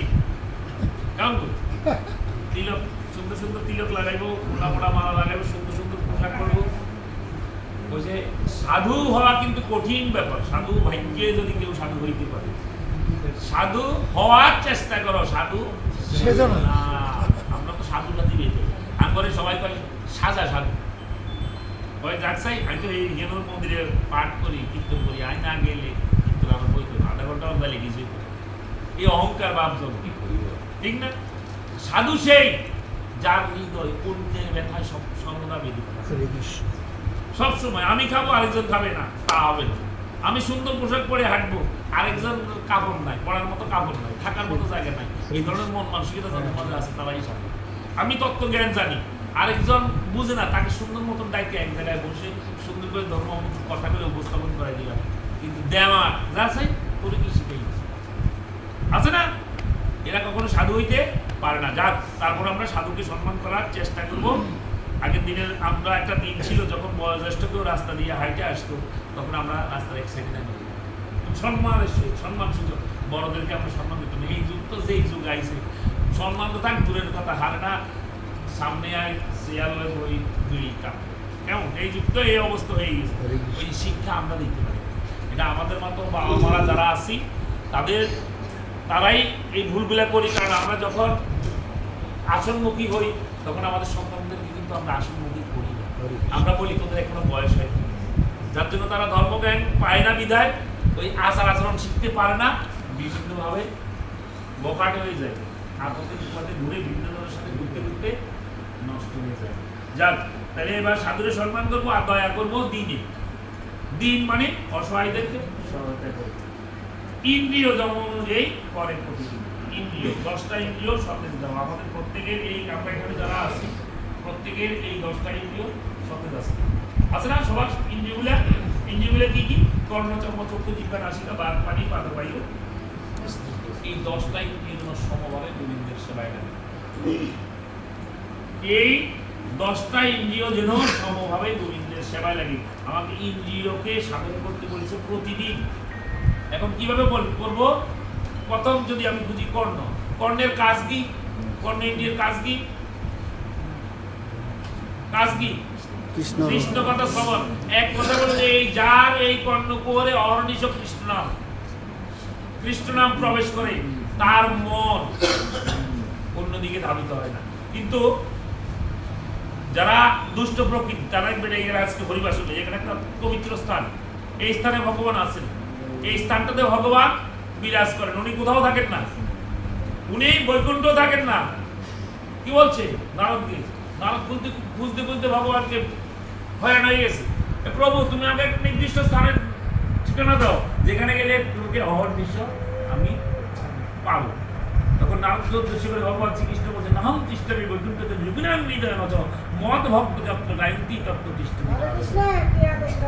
আমি বৈকুণ্ঠ থাকি না, আমি যোগীদের হৃদয় থাকি না, কিন্তু আমার ভক্তরা যেখানে আমার নাম গুণ কীর্তন করে আমি সেই স্থানে বিরাজ করি। তাই ভগবান শ্রীকৃষ্ণ আজকে এই স্থানে আছে, আছে আছে আছে। তাইলে এই স্থানটা যদি থাকে, এই স্থানটার পবিত্রতার প্রয়োজন আছে। আমি এখানে আসার পর দেখছি অনেক বাবাজিরা বা মাতাজিরা এই কোনো কিছু প্রয়োজন না, সোজা ঢুকে গেছে। ঠিক আছে না? অনেকে আছে না, আমরা ডাইরেক্ট ঢুকেছি। স্কুল তো এটা শ্রীরাম গোস্বামীর স্কুল, এটা হলো স্কুল, শিক্ষার বাজার। এখানে শিখতে আসছি আমরা। কে বড় কে ছোট সেটা জানা মুখ্য না। বড়রা ছোটদের থেকে শিখতে পারে, ছোটরাও বড়দের থেকে শিখতে পারে। এখানে আদেশ নির্দেশ ক্রমে আসতে হয় এবং তাই যতটুকু সময় এই আজকে যদি এখানে আধা ঘন্টা ব্যয় করেন, এই আধা ঘন্টা কিন্তু অনেক কাজ। তাহলে আমরা ইন্দ্রিয়গুলোকে সঠিকভাবে কাজে লাগাবো। কর্ণের কাজ কৃষ্ণ কথা শ্রবণ করা, চক্ষুর কাজ কৃষ্ণরূপ দর্শন, কৃষ্ণরূপ দর্শন করা। যাদের অহর্নিশয় কৃষ্ণরূপ দর্শিত আছে তাদেরকে অন্যদিকে দৃশ্যমান কেউ করাইতে পারবে না। বহু খারাপ এই কৃষ্ণরূপ ছাড়া আজ জগতে যা কিছু দর্শন আছে সব কিছু খারাপ। আমরা স্বর্গ খুঁজি কোথায়? উপরে। স্বর্গ কোথায়? উপরে, ঠিক না? নরক খুঁজি কোথায়? না, স্বর্গ নরক উপরেও নাই, নিচেও নাই। এই স্বর্গ নরক আমাদের সংসার। কোথায় স্বর্গ কোথায় নরক কে বলে তা বহুদূর। এই মানুষের মাঝে স্বর্গ নরক, এই মানুষের। এখানে যারা সুর বলতে কি বুঝাইছে? দেবতা। আর অসুর বলতে অসুর চিনি দুর্গার পায়ের তলে তাই জিজ্ঞাসা। যারা হরিনাম কৃষ্ণ নাম করে না তারা হইলেন অসুর, আর যারা এখানে অহর্নিশ হরিনাম কৃষ্ণ নাম নিয়ে ব্যস্ত আছে সেই ঘরটাই হইল স্বর্গ। সেই ঘরে কখনো অশান্তি বিরাজ করে না। এই জগতে সেই সুখী যার ঘরের মধ্যে অহর্নিশ হরিনাম কৃষ্ণ নাম আছে। টাকা পয়সা ধন দৌলত কোনো সুখ দিতে পারে না। এই সংসারে কেউ যদি বলে আমি সুখী, তার মতো মূর্খ কেউ নাই। একটা না একটা, আজকে না কাইলা কাইলা না, এক জায়গায় না এক জায়গায় লাগাই লজ্জায় বলি না, লজ্জায় বউ শাশুড়ির যুদ্ধ, পিতা পুত্রের দ্বন্দ্ব, স্বামী স্ত্রীর দ্বন্দ্ব, এটা না এটা আছে। যদি ওই সময় থাকতে অ্যান্টিবায়োটিকটা খাইতাম তাইলে এই ভাইরাস দেহের মধ্যে প্রবেশ। সাধু গুরু বৈষ্ণব গোসাই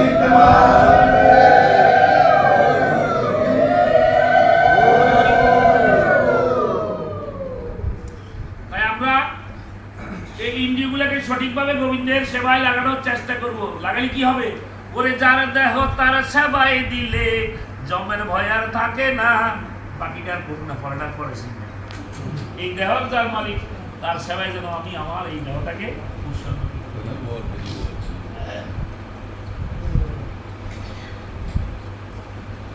মোর নাম গান করে সাধু সঙ্গ করে সদাদিন হব যে এই দেখায় অন্তরে, সেই যেন ভাগ্যবান ভুলো নাহি তার অনায়াসে পায় সেই চরণ আমার। কত কত মোর নামে গান করে। আজকে যেগুলো আজকে আমরা এই পরিভাষণটা করলাম, এটাকে কি বলে? এই স্থানটাকে কি বলে? বৃন্দাবন বা সাধু সঙ্গ। এটাকে বলে সাধুদের সঙ্গ। কৃষ্ণ কথা হরিকথা যেখানে আলোচনা হয় সেই স্থানটা বলে সাধু সঙ্গ। আমাদেরকে সবাইকে বলছে সাধু সঙ্গ করার জন্য, কারণ পরিজীব উদ্ধারের একমাত্র পদ্ধতি সাধু সঙ্গ।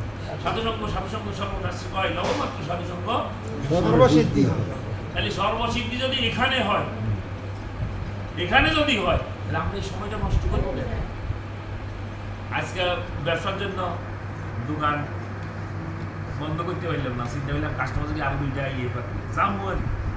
এই জামুয়ারি কইতে কইতে কিন্তু আসল জিনিসটা কিন্তু নিজের থেকে দূরে চলে যেতেছে। কিন্তু যদি আমার বিশ্বাস থাকতো টাকা আমার ঘরে নিয়ে বহন করে দিয়ে, সামান্য একটা শব্দ শ্রীমদ ভগবত গীতা, আমি ভক্তের বোঝা বহন করি। কেমন দেখেন ভগবানের এই কথাটা অর্জুন মিশ্র ওনার কাছে বড় পণ্ডিত ব্রাহ্মণ পণ্ডিত, ওনার কাছে বেমানান মনে হয়েছে কি ভগবান ভক্তের বোঝা বহন করে, এটা কি বেমানান দেখা যায়। গীতার এই শব্দটা এক টানে কাটিয়ে দিয়েছে। ঠিক, ভগবান ভক্তের বোঝা বহন করে, জিনিসটা বিশ্বের বিপদ। ব্রাহ্মণ মানুষ তো ভিক্ষাবাসী করেছিল। তখনকার দিনে আমরা ডিজিটাল ব্রাহ্মণ, আমরা দালান কোটা সব কিছু আছে। আগের দিনে জরাজীর্ণ অবস্থা ছিল ব্রাহ্মণ সমাজ। এখন ডিজিটাল যুগ, আমরা ব্রাহ্মণরা আধুনিক হয়ে গেছি। তখন উনি পরদিন ভিক্ষায় গেলেন, যাইয়া কেউ ওই দিনে আর ভিক্ষা মানে পরীক্ষা করেন না, পরীক্ষা করেন এই দিনে আর কেউ ভিক্ষা দেয় না। ক্লান্ত হইয়া একটা গাছের নিচে যাইয়া বসে আর ওনার নিদ্রা লাগে গেছে। হঠাৎ চোখ করিলে জানি সন্ধ্যা তো হয়ে গেছে, তাড়াতাড়ি করে বাড়ির দিকে উদ্দেশ্য রওনা দিই। আরে বাড়িতে যাইয়া যায় কি এলাই কাণ্ড, বাড়ির সমস্ত বাড়ি খাওয়া দাওয়া পুরো বাড়ির সম্পদে পুড়ে গেছে। তারপরে চাল ডাল হইতে আর বউয়ের যত প্রকার সামগ্রী আছে সব। বউরে যাই জিজ্ঞাসা, এই এগুলো কোথেকে আসলো? কেন তুমি জানো না? তুমি জানো না? কই না, কই একটু আগে দুইটা ছেলে, বন্ধ করে দেন, দুইটা ছেলে এগুলা কাঁধে বহন করে নিয়ে বাড়িতে দিয়ে গেছে। তুমি ছেলেগুলোকে এইভাবে মারছো কেন? মিশ্র মাথায় হাত দিয়ে বসে পড়ে গেল। হায় হায়, আমি কত বড় পাপী, আমি কত বড় অপরাধী। আমার শ্রীমদ ভগবত গীতার একটা শব্দ কাইটা আমি যে অপরাধ করছি, ভগবান নিজে সেইভাবে আমাকে প্রমাণ করে দিল যে আমি ভক্তের বোঝা বহন করি। যারা ভক্ত হন অবশ্যই ভগবানকে দর্শন করতে পারবে।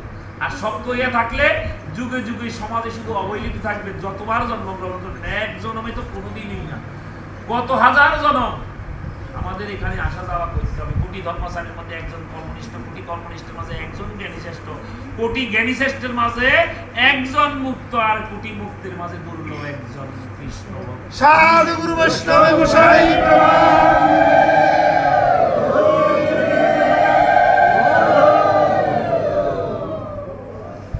হরে কৃষ্ণ, হরে কৃষ্ণ। সাধু ভাই, গোবিন্দ তুমি জানো। ভক্তি যোগ যুক্তি সিদ্ধে রহে অবিকারে, অক্লেশে লভিয়া থাকে পরম মহাত্মারে। পুষ্প হতে গন্ধ যথা বায়ু ভরে যায়, যুগারও ব্যক্তি মরে সেইভাবে পায়। সর্বভূতে আত্মার রূপে আমি বর্তমান, সবার ঈশ্বর আমি, সবার নিদান। আমি যেমন সবার ঈশ্বর, আমি সৃষ্টি করি, আবার ওই নিদান কালে নিদান কর্তাকে আমাদের প্রাণ হরণ করে কে? মহাদেব। মহাদেব নিপান।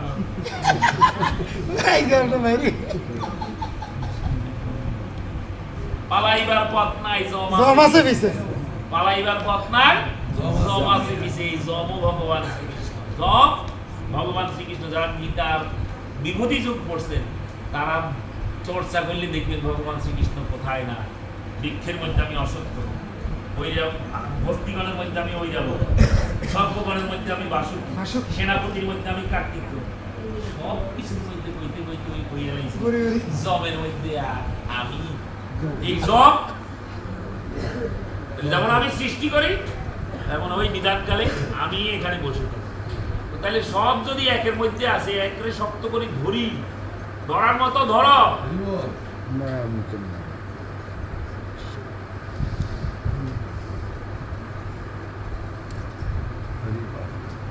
প্রাণী নিন্দা করে যে প্রভু কারো প্রতি, অর্চিত হলেও আমি নাহিল বিবৃতি। প্রাণী নিন্দা, প্রাণী নিন্দা, প্রাণী নিন্দার কথা বলছি। প্রাণী নিন্দা বলতে অনেক কিছু বোঝায়।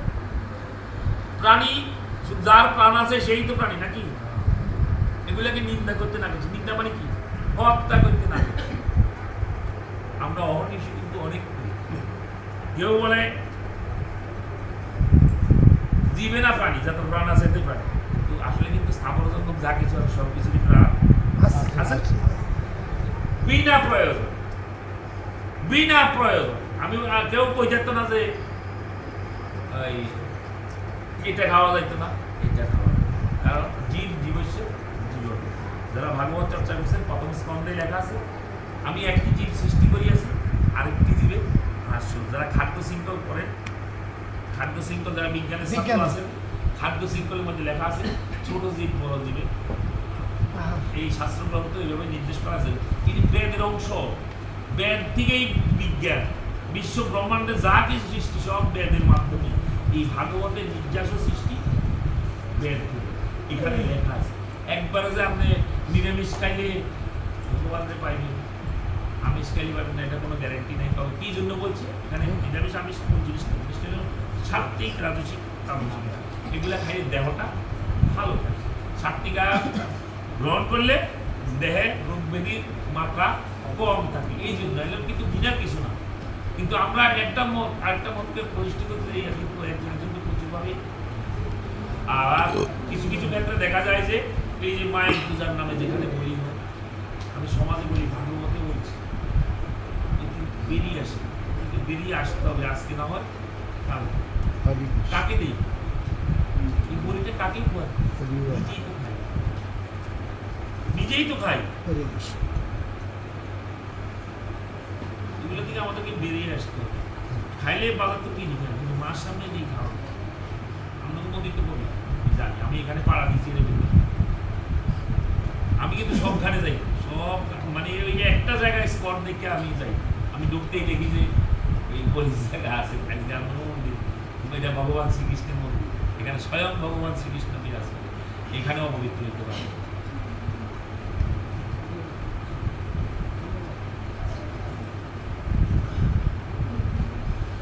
ব্রহ্মা আর ভূতি যারা পৃথক দর্শন, আমার যে দেশ করে বিদ্বেষ ভাজন, যেই যেন মূরতা বসে নাহি বজে মুরে, শান্তি নাহি পায় কবু সে যেন অন্তরে।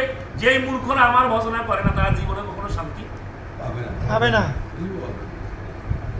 ওই যে আগে দিয়েও বলে গেছি, একটা এই জগতে একমাত্র বাঁচার পথ একটাই, আর কোনো বর্তমান নাই। ঈশ্বর ও পরম কৃষ্ণ সচ্চিদানন্দ বিন্দু অনাদি ও আদি গোবিন্দ সর্বকারণে একমাত্র ঈশ্বর, একমাত্র ঈশ্বর ভগবান শ্রীকৃষ্ণ। আর যত প্রকার সৃষ্টি আছে সবই ভগবান, আর যত প্রকার সৃষ্টি আছে, যত দেবদেবী আছে সবই ভগবান। ঈশ্বর তত্ত্ব, যার আকার নাই, যিনি নিরাকার পরম ব্রহ্ম, তিনি হইলেন ঈশ্বর।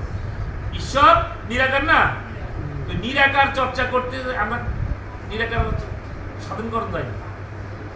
এই নিরাকার ব্রহ্মের যে ঐশ্বর্য লীলাগুলো আছে, এগুলো একমাত্র ভগবান শ্রীকৃষ্ণের সাথে সম্পৃক্ত, আর কোনো দেবদেবীর মাঝে নাই। এই জন্য আমরা ভগবান শ্রীকৃষ্ণকে ঈশ্বর জানি সম্পন্ন করি, আর নাহলে কিন্তু সবাই ভগবান। নাকি দ্বন্দ্ব লাগাইছে যে কথা একটা নেই, হ্যাঁ?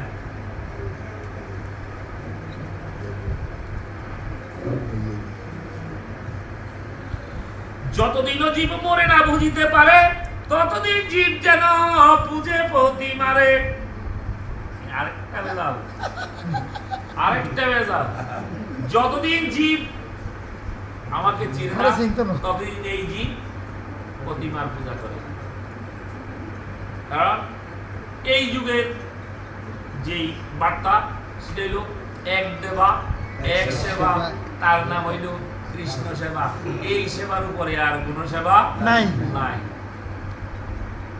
পারিনি যদি মা ঘরে দিকে, বাবা ঘরে দিকে, ভগবান শ্রীকৃষ্ণের জন্মাষ্টমী এই বছর কবে পড়ছে, কালী পূজা, দুর্গা পূজার তারিখ মুখ করে দিচ্ছে, এটা মনে থাকে। সেদিন রং ডং করে সুন্দর সুন্দর শাড়ি পরি, নাচন টাচন যায়, বাদ্য পড়া বাদ্য হয়, বাড়ি পুরা বাড়ি লাইটিং টাইটিং থাকে, আবার বাবারাও কিছু আনন্দ ভর্তি করতে পারে, এটাই অন্যরকম আনন্দ। কিন্তু যার প্রসাদের রামের মা, আমরা লজ্জা লাগে, লজ্জা।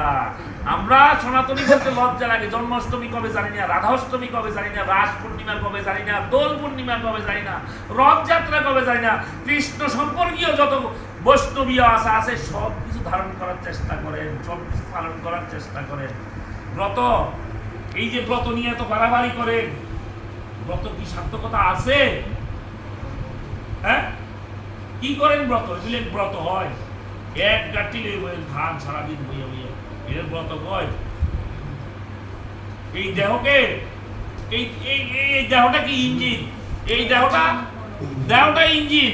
এই দেহটাকে মোটর গাড়ির সাথে তুলনা করা হয়েছে। মোটর গাড়িতে দেখবেন যারা ড্রাইভার শ্রেণীর আছে, যারা ইঞ্জিনিয়ার আছে, টেকনিশিয়ান, তারা 15 দিন বা 1 মাসে পুরান মোবিল ফেলাই দিয়ে গাড়ির মধ্যে নতুন মোবিল ফুলায়। অর্থটা কি? ওই ইঞ্জিনটা যেন সতেজ থাকে। তদ্রূপ এই দেহের মধ্যে আমরা পুরান আহার সম্পূর্ণরূপে পরিহার করে নতুন আহার যেন একদিন পরে গ্রহণ করবে, এই দেহে নতুন রসের সৃষ্টি হবে। তখন কি হবে? এই দেহটা সচল থাকবে, হাঁটুর ধরা থাকতো না, মাথার ধরা থাকতো না, সিনার ব্যথা থাকতো না, একটা মাথা দিয়ে ঠিক মতন বইতে পারবে। কিনলে ওই ঠিক মতো করে না, এত নিলে ওই সবজি, ওই কি সাবুর পায়েস, আরো কত কিছু দেখুন কলিযুগ সামনে জানি আরো কত কিছু আইতে আছে। হরেক কোন দিন জানি কয় এটাও বৈধ, ওইটাও খাইতে, আস্তে আস্তে আইতে আছে। সাবধান, আগুনের স্পর্শজনিত কোনো কিছু ব্রতের মধ্যে গ্রহণ করা যাবে না। আগুনের স্পর্শজনিত কোনো কিছুই ব্রতের দিন গ্রহণ করা যাবে না। কি সময় নষ্ট গেছে বেশি? না ঠিক আছে চলো। না না না না না না কথা ওই সিগন্যাল আমার ছোট মানুষ, কারণ আমি কিছু বলি না, আমার বলার মতন শক্তি নাই, সামর্থ্য নাই।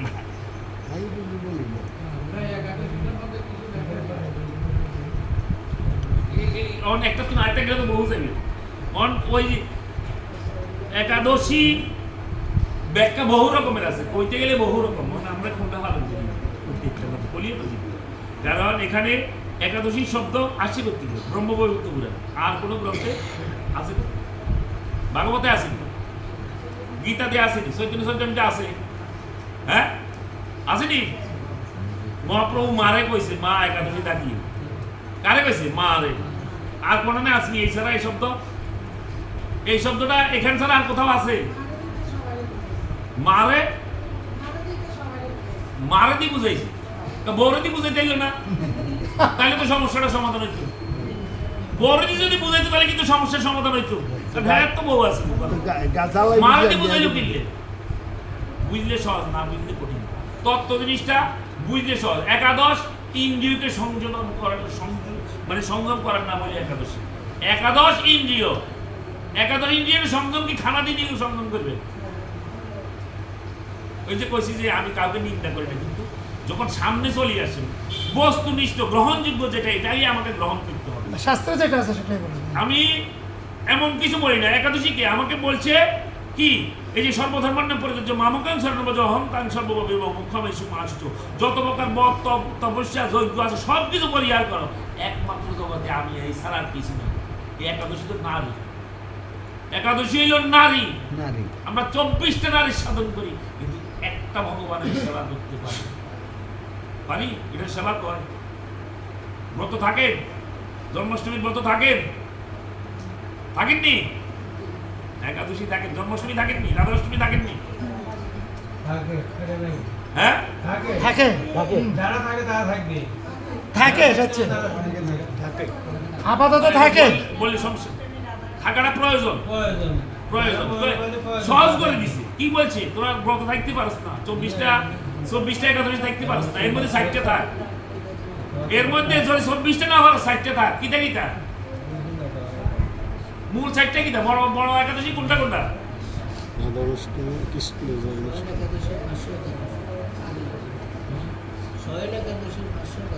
আর উত্থান আছে, স্বয়ং উত্থান 500 মোরা, তার উপরে ভূমি সোরা মানে ভূমা, এই 60টার মধ্যে যদি একটাও কেউ করে, তার ওই সবগুলো একাদশীর ফল একটা মধ্যে হবে। ঠিক আছে? তারপরে কইছে তুই একাদশী ব্রত থাকস তো, আচ্ছা ঠিক আছে, তুই একাদশী পারস না রক্ষা করতে, তাহলে কি করতে হবে? তো 2 ছেলের জন্মদিন পালন কর। 2 ছেলের জন্মদিন, ভগবান শ্রীকৃষ্ণের জন্মাষ্টমী বা ভগবান রামচন্দ্রের রামনবমী, এই 2টা ব্রতের একটা ব্রত কর। এও পারস না, কলিজীব রে পারবি না, দাদা এটাও পারস না, তাইলে পাগলার 14 পাগলির 8, এটা পারবি নি? পাগলির 14 পাগলার 14 পাগলির 8, এটা হইলো ওই বাবা ভোলানাথের শিব চতুর্দশী।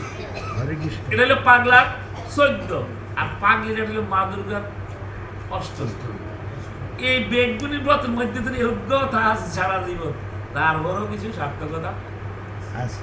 তবে থাকার মতো থাকিও, খাইনো দেহের তো সম্পূর্ণ রস নির্যাস করতে হবে। এই একাদশীর মাহাত্ম্য বর্ণনা তো আছেই, বইতেই আছে। কিভাবে করব, যাজন পালন কিভাবে করব, সব কিছু বিশ্লেষণ করা আছে। এখন আধুনিক যুগে আসি না, বিভিন্ন জনে বিভিন্ন রকমের আমাদেরকে বুঝাইতে যাইয়া তাদের ব্যবসা প্রতিষ্ঠান খুলি বসে, তো তাদের ব্যবসা প্রতিষ্ঠানে যে জিনিসটা আছে ওইটা বৈধ। শ্যামা চাউলের পায়েস বৈধ। শ্যামা চাউল কোন তো হয়েছে, এটা ঈশ্বরে বানাইছে, এটা স্কুলে বানাইছে। শ্যামা চাউল নাকি কারো নাম কত, নাম কত কারো নাম নাম বলা থাকে। এটা এই চালটা কোনো ঈশ্বরে বানায় নাই, এটাও এইভাবে আমরা যেই চাল খাই এই চালের মতো। এটা যদি বৈধ হয়, যদি অবৈধ হয়, সাবু গাছেরটা লাগবে, বাজারেরটা কিনে খাইলে হইতো। তো গাছেরটা কোয়ানো পাওয়া যায় আমার কোম্পানি ছাড়া এটা কোয়ানো পাইতাম, ঠিক না? মালা আমার কোম্পানি যেটা আছে এটা 1 নম্বর, আমার গীতা যেটা এটা হইছে 1 নম্বর, এটার পরে আর কোনো গীতা নেই। এটা হইলো সমাজের 1 নম্বর গীতা।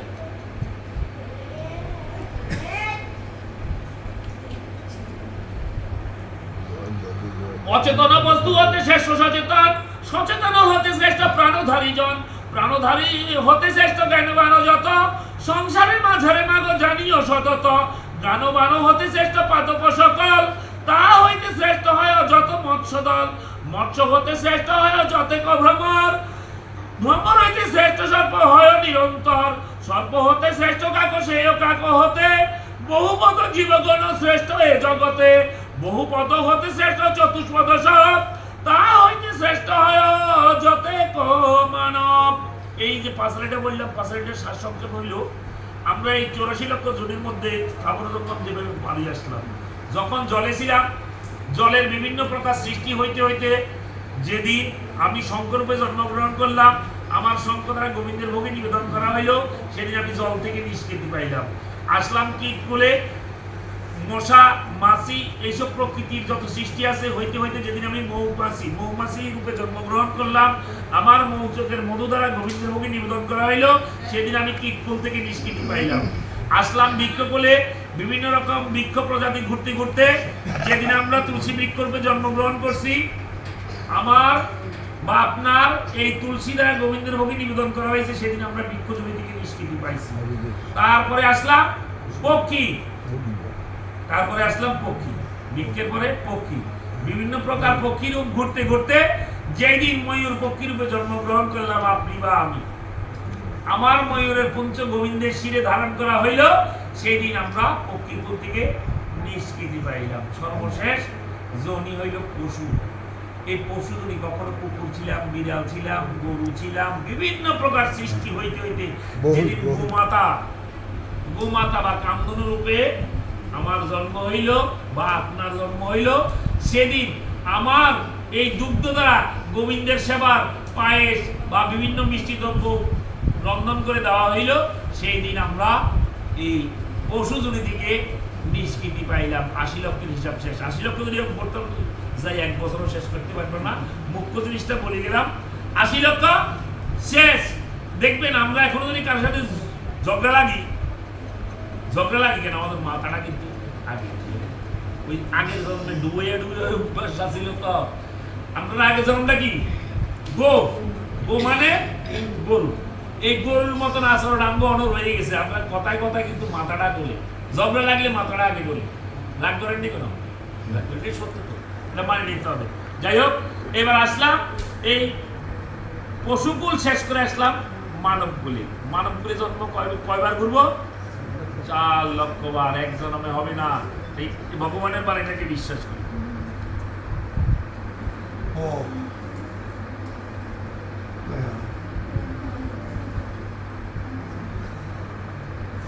বহুপদ হতে শ্রেষ্ঠ চতুষ্পদ সব, তা হইতে শ্রেষ্ঠ হয় যতে মানব, মানবের মধ্যে শ্রেষ্ঠ হয় বিপ্রগণ, বিপ্রের মাঝারে শ্রেষ্ঠ বেদজ্ঞ ব্রাহ্মণ।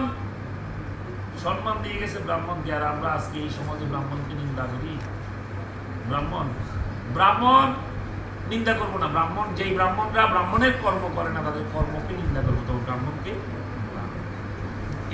তার স্বভাবজাত গুণ, পূর্বজন্মের গুণ অনুযায়ী এই জন্মে আসছে। আয়সা যদি সে ব্রাহ্মণের কর্মটা সে রক্ষা না করতে পারে, সে ফল সে ভোগ করবে। তাকে সালা দেওয়ার মালিককে ভগবান। আমি যদি মানব হিসেবে যদি আমি এই শব্দটা উচ্চারণ করি, আমার অপরাধ হবে। কখনো মুখে দিয়ে যেন ব্রাহ্মণ নিন্দা কারো না আসে। শুধু ব্রাহ্মণ কাদেরকে বলবো? খালি যজ্ঞসূত্র গলা থাকলে হবে না, বেতজ্ঞ খালি যজ্ঞসূত্র গলা থাকলে হবে না। এটার মধ্যে যে 9টা গুণ আছে, যাদের ভিতরে ব্রাহ্মণ, যেই ব্রাহ্মণদের এই গুণগুলো আছে তারাই প্রকৃত ব্রাহ্মণ। আর ব্রাহ্মণ তার ভিতরে বেদ সম্বন্ধে ধারণা থাকতে হবে। কারণ আমরা এই সমাজ চলতে গেলে আমরা কিন্তু কেউ বেদের বাইরে না, আমরা সবাই কিন্তু বেদের অধীন। কেউ যদি মনে করেন যে আপনার বিয়া বেদ শাড়িটি করিয়ে নেবেন, বর্তমান দিনে যেটা হইতেছে, হবে না। বেদ ছাড়েনি বিয়া করেন, বেদ ছাড়েনি শ্রাদ্ধাদি কর্ম করেন, হবে না। এই বেদের অধিকার যাদের, তাদের মাধ্যমেই কিন্তু শ্রাদ্ধাদি কর্ম করা উচিত। নাইলে কিন্তু ওই মহাপ্রভুর বাপের কাজ মহাপ্রভুই করতে তো আরেক ব্রাহ্মণ দিয়ে আরেক করাইতেন। অদ্বৈত মহাপ্রভুর বাপের কাজ অদ্বৈত মহাপ্রভু অন্য ব্রাহ্মণ দিয়ে না করাইয়া নিজেই করতে পারত, তাইলে কিন্তু বেদের সম্মান থাকতো না। এই জন্য আমাদেরকে অনেক কিছু শিখে গেছেন। তারপরও আমরা বর্তমান সমাজে আসিয়া যা শিক্ষা আমরা মানুষকে দিতেছি, এটা আরো বিভ্রান্তির শিক্ষা, বরং আমাদের আরো অপরাধ হইতেছে। আমরা ওই যে আগে যেটা বলছি যে 4 লক্ষ বার মানব বলে আমরা আসবো যাবো, যেদিন আমাদের কর্ম করতে বলছে, কর্মফল দেওয়ার মালিক হইলে উনি। পরীক্ষার হয়তো মাস্টার বাবু বলতে পারে ছাত্রদের অর্ডার হয়েছে তোমরা শুধু লেখো। ছাত্রদের অর্ডার কি? আমি তোমাদেরকে প্রশ্ন দিচ্ছি, তোমরা প্রশ্নের উত্তর লেখো। খাতার মধ্যে ফল টোটাল মোট নম্বর দেওয়ার মালিক হইলাম আমি। ছাত্র যদি ছাত্রের নম্বর বয়, এতে কি ছাত্র কি মাস্টার বাবু? আমাদেরকে এই যুগে পাঠাইছে কর্ম করতে, আমরা কর্মের অপেক্ষা করবো। আপনারা হয়তো ভাগ্যবান, আপনারা বদনে গোবিন্দের চরণ লাভ করলে করতে পারেন। আমি অধম, আমার মতো পাপী, গোবিন্দের চরণ পাওয়ার মতো সামর্থ্য নাও হইতে পারে। তবে আমাকে সবাই আশীর্বাদ করবে, যদি আমার আবারও জন্ম হয় যেন আমি প্রত্যেকটা জন্মে আপনাদের মতো স্বামী গুরু বৈষ্ণবের চরণগুলো লাভ করি। জয় জয় সাধু বৈষ্ণব সাই প্রেমানন্দে হরি হরি হরি হরি বল হরি। তা হইতে শ্রেষ্ঠ হয় বেদার্থক জন, সকলেরও শ্রেষ্ঠ হয় সঙ্গ ত্যাগীগণ। এরপরে আবার 2টা স্তরের কথা বললেন। একটা স্তর হইল যারা বেদের সারমর্ম, বেদের অর্থ বুঝে, তারা হইলেন আরো উচ্চ স্তরে। তার চেয়ে আরেকটা স্তর দেখাই গেলেন, যেখানে কিন্তু আমাদের বৈষ্ণব সমাজকে নিয়েছিল। বৈষ্ণব সভ্যতার যে শিক্ষাটা সেটাকে দেওয়া হয়েছে, যারা সঙ্গকে ত্যাগ করছেন, মানে সকলের শ্রেষ্ঠ হয় সঙ্গ ত্যাগীগণ। এবার সঙ্গ ত্যাগী বলতে কি বুঝাইছে? সঙ্গ ত্যাগী কি বুঝাইছে? সাধু সঙ্গ। সঙ্গ ত্যাগী বলছে তো আমার সাধু সঙ্গ ত্যাগ করে দেবেন না না তাইলে বহুত সারা হ্যাঁ বেরিয়েছে। অসৎসঙ্গ কোনটারে কয়? যে হরিনাম কৃষ্ণ নাময় এই যে অনেক মারা আছে, এটা বলতে কথা কয়, এটা হলো অসৎসঙ্গ। এখানে আমাদের সঙ্গ করো আগ্রহ হয়, ঠিক আছে। আর যেখানে শুধু হরিনাম কৃষ্ণ নাম ছাড়া কিছু নাই, তাদের মন সবসময় ভাগবতে থাকে, হরিনামে থাকে, সেটা হইল সৎসঙ্গ। তখন এক মন দুধের মধ্যে যদি 1 ফোঁটা সোনা পড়ে, ওই দুধ তো নষ্ট হয়ে যায়। তদ্রূপে এই সাধু সঙ্গের মধ্যে যদি একটা অসাধু থাকে, এই পুরো সাধু সঙ্গ। তবে এইভাবে ইঙ্গিত করে নাই, ইঙ্গিত করছে যে আমরা মহাপ্রভুর যে লীলাগুলো আছে, এর মধ্যে একটা লীলা হইল সন্ন্যাস থেকে। উনি যখন লীলা চলে গেলে তখন কিন্তু উনি মাথা ধরে নিয়ে যান। এই পেজটা এখানে লাগাই দিয়েছে যে এটা একটা মায়ার খেলা। এই সংসারটা হইলো একটা মায়ার খেলা। যদি না আমরা মায়ার বন্ধনে থাকবো, ততদিন আমরা সূক্ষ্ম ধর্ম পালন করতে গিয়ে আমরা এই ধরনের মতবাদী হইতে পারবো না। মহাপ্রভু নিত্যানন্দকে দিয়ে ধর্ম প্রচার করছে। মহাপ্রভু বলছে কলিহত জি জ্ঞান বুদ্ধি বিবেক সবই কম, আমি যেই পথে গেছি এইটার ভার কলিজি বহন করতে পারবে না। নিত্যানন্দ তুমি গৃহে যাও, গৃহে যায় সংসার থাকেও গোবিন্দের ভজন কিভাবে করে সেই শিক্ষাটাই কলিহত বুদ্ধি শিক্ষা। তাহলে মহাপ্রভু নিত্যানন্দ মহাপ্রভু কিন্তু বহু আছে, সন্তান আছে। নিত্যানন্দ মহাপ্রভুর বহু আছে, ঠাইলে একটা না দুটা। নিত্যানন্দ মহাপ্রভু ঠাইলে দুটো না দাদা, সন্তানও আছে। কি শিক্ষা দিচ্ছে? অনকার দিনের কিছু গোসাই বার হয়েছে, নির্বংশী যেই গোস্বামীদের পুত্র সন্তান নাই এরা গুরু হইতে পারে না। শাস্ত্রের বিধানে লেখা আছে। কার রূপ ধরছে? নিত্যানন্দের রূপ ধরছে। নিত্যানন্দ বেশ পরিবর্তন করেন না, নিত্যানন্দ গৃহস্থ। তাহলে কি বলছি? গৃহস্থ বৈষ্ণবের কথা শুনো রে পামর, পদ্মপত্র ভাসিবে না জলের উপর। আরে কোয়ানো গৃহস্থ ধর্ম আর কোয়ানো সন্ন্যাসী ধর্ম, কি এর মধ্যে কি আনি?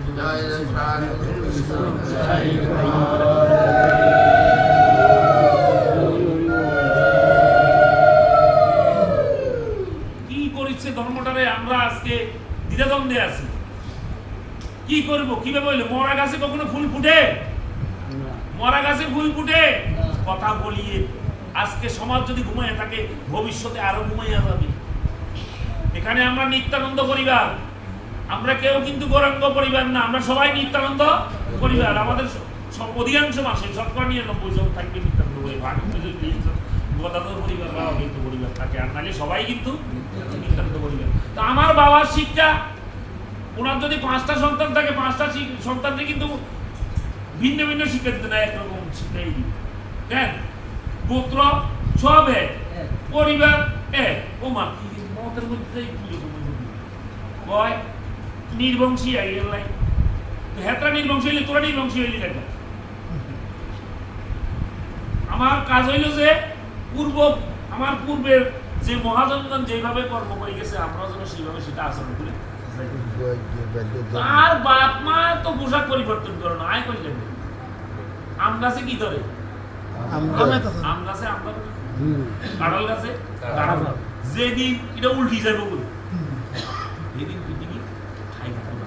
তাই গৃহস্থের ঘরে গৃহস্থ জন্ম, গৃহস্থের ঘরে গৃহস্থের জন্ম, সন্ন্যাসীর ঘরে সন্ন্যাসী। বৈরাগীর সন্তান তো বৈরাগীর সন্তান গৃহস্থ। রাগ করেননি কোনো কথা? সত্যকে ধারণ করার মতো ক্ষমতা রাখতে হবে। শাস্ত্রসম্মত কথা রাগ করার তো সুযোগ নেই। এই মেঘনার পূর্ব পারে যদি কৃষ্ণমোহন গোস্বামী না আসতেন, অনেকের গুরুদের প্রণালীতে আছে, তাহলে এই মেঘনার পূর্ব পারে বৈষ্ণবী কথা কি মানুষ চিনত না। আজকে ওনার নাম দোহাই দিয়া অনেকেই চলে, একটা ব্যবসা প্রতিষ্ঠান খুলি বসে জায়গায় জায়গায়। গুরুবার এর লোকের খবর নাই, বছরে একবার গুরুবাড়ি যায় না। এদের সবার গুরুবাড়ি কিন্তু এক জায়গায় যাইয়া বছরে হাজিরাটা পেতে দেয়। আগে কিন্তু কর দিত, আগে প্রতি বছর যাইয়া বাৎসরিক একটা কর দিয়ে আসতো প্রত্যেকটা আশ্রম, প্রত্যেকটা গুরু। এখনকার যুগে আসে দেয় না, কারণ দিলে যদি দাম কমে যায়, কি মানুষের দেয় আমি বড় গুরুরে ছোট করে কেউ বড় হইতে পারে। কারণ আমরা শিক্ষা দিই কি মানুষকে গুরুসূত্র, গুরুপুত্র, গুরু পরিবার, এই তিনটি করিও আচার ব্যবহার। গুরু বাড়ির পরে একটা ধুলে হতো গুরু সম্পর্ক, এই সম্মানটা দে। এই শিক্ষাটা মানুষ থেকে শিখ। আগে দৈন্যতার বাজারে আস, বৈষ্ণবের বাজারে এসে বৈষ্ণবের কাজ যদি না করস। আমি তো আগে দিয়ে বলছি বৈষ্ণব সে দীক্ষার লোক, আমার দীক্ষা গুরু বৈষ্ণব মন্ত্র দিয়ে বলছি বৈষ্ণব জানি।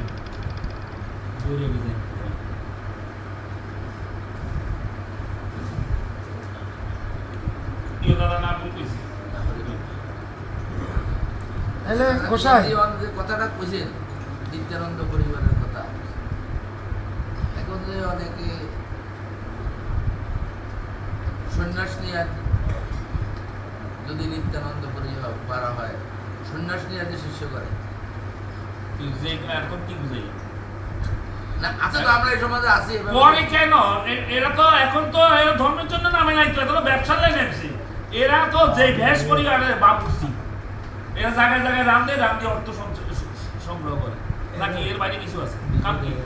শিষ্য করে অর্থ সংগ্রহ করে। কিন্তু মহাপ্রভু কি শিক্ষা করছে? ভালো না খাইবে, ভালো না পরিবে, ভালো না শুইবে। আজকে রাত্রে যেই গাছের তলায় ঘুমাইছো, কালকে সেই গাছের তলায় ঘুমাইতে পারবে না।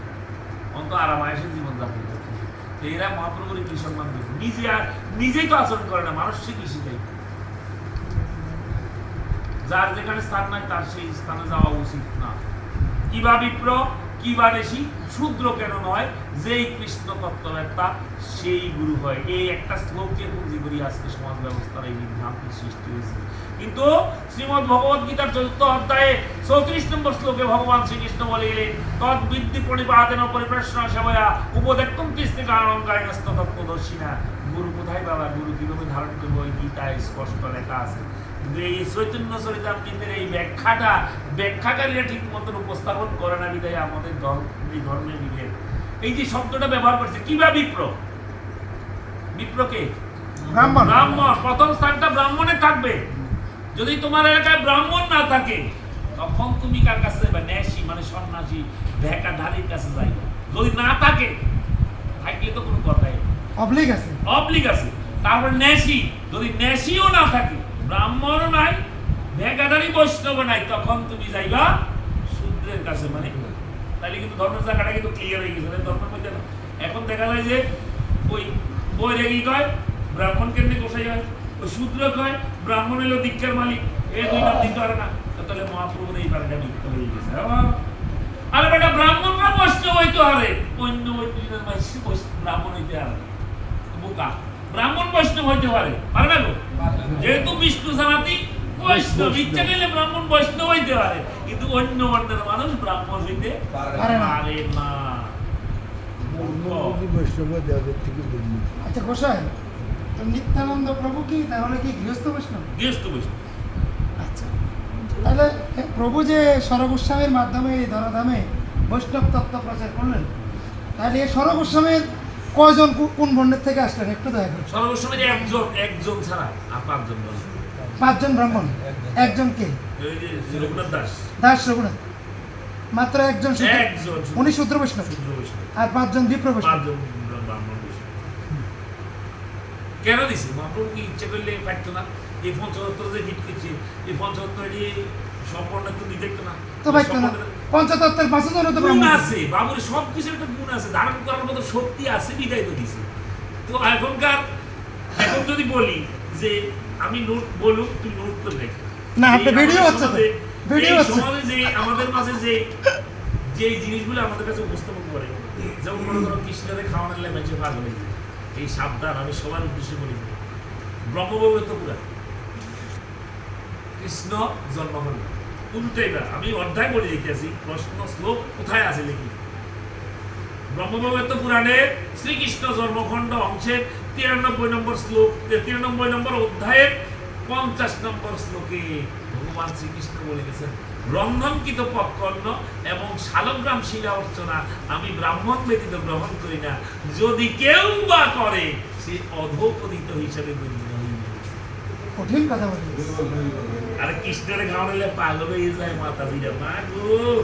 আরে আমি যার তার হাতে খাই, আমি যার না তার হাতে খাই না। সেই যার হইতে হইলে অনেক ত্যাগ করতে হবে। ঘরে মায়ার জালে আবদ্ধ থাকিয়া যার হওয়া যাবে না। রাগ করেনি কোনো আমার কথা?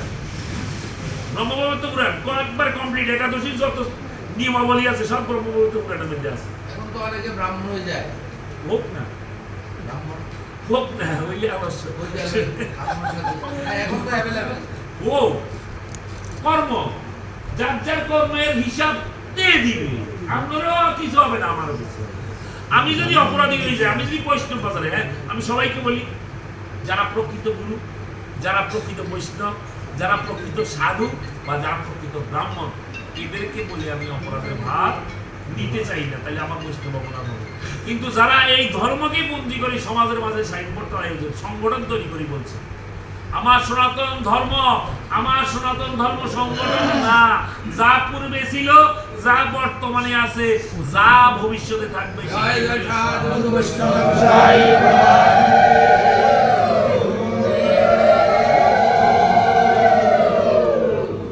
হ্যাঁ, তবে আজকে আমাদের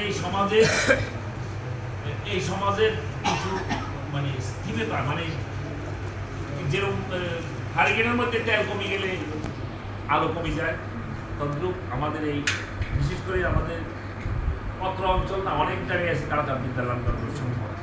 অনেকে কারাচাঁদ বিদ্যালয় গোস্বামীকে চিনে, অনেকে চিনে না, অনেকে বা নিন্দা করে, অনেকে উপহাস করে। তবে সবাইকে বলে যায় একটা বার্তা, যদি তৎকালীন কারাচাঁদ গোস্বামী না আসতেন, অনেক সম্ভ্রান্ত পরিবারের সন্তান, ব্রাহ্মণ কুলের অনেক সম্ভ্রান্ত পরিবারের সন্তান, উনি যদি না আসা এই বৈষ্ণব ধর্মের হাল দেখতেন, নাশ হয়ে যায়, বহু কিছু নাশ হয়ে যায়। এই যে খানা দানা হইতে যত কিছু আছে সব কিছু উনি এটা আয়ত্তের মধ্যে রাখিয়ে কিন্তু ধর্ম কিছু, নাহলে কিন্তু দলে দলে মানুষ শুধু কেন আমাদের কঠোরতার নিয়মের জন্য এখনো কিন্তু সেই নিয়মের মাত্রা কিন্তু আবার কঠিন থেকে কঠিন হয়ে যেতে হবে। তুমি একটা ফল কাটিল, আমি যদি হিন্দু হই, আমি যদি গোবিন্দের নাম স্মরণ করি, তুমি আমার কাটা ফল খাবা না কেন?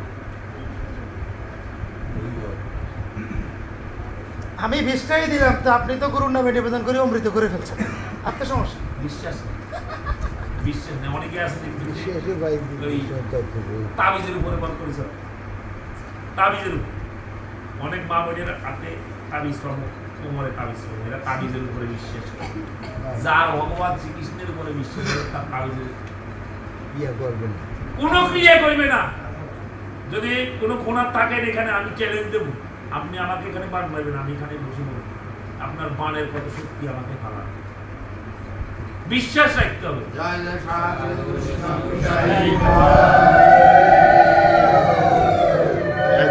পুনরায় হচ্ছে ধর্মটা হয়ে গেছে এখন। গুরুজি, আমি একটা কথা বলি যে প্রসাদ নিয়ে আগে আমি আবৃত্তি হইব না মাথায় কি প্রসাদ?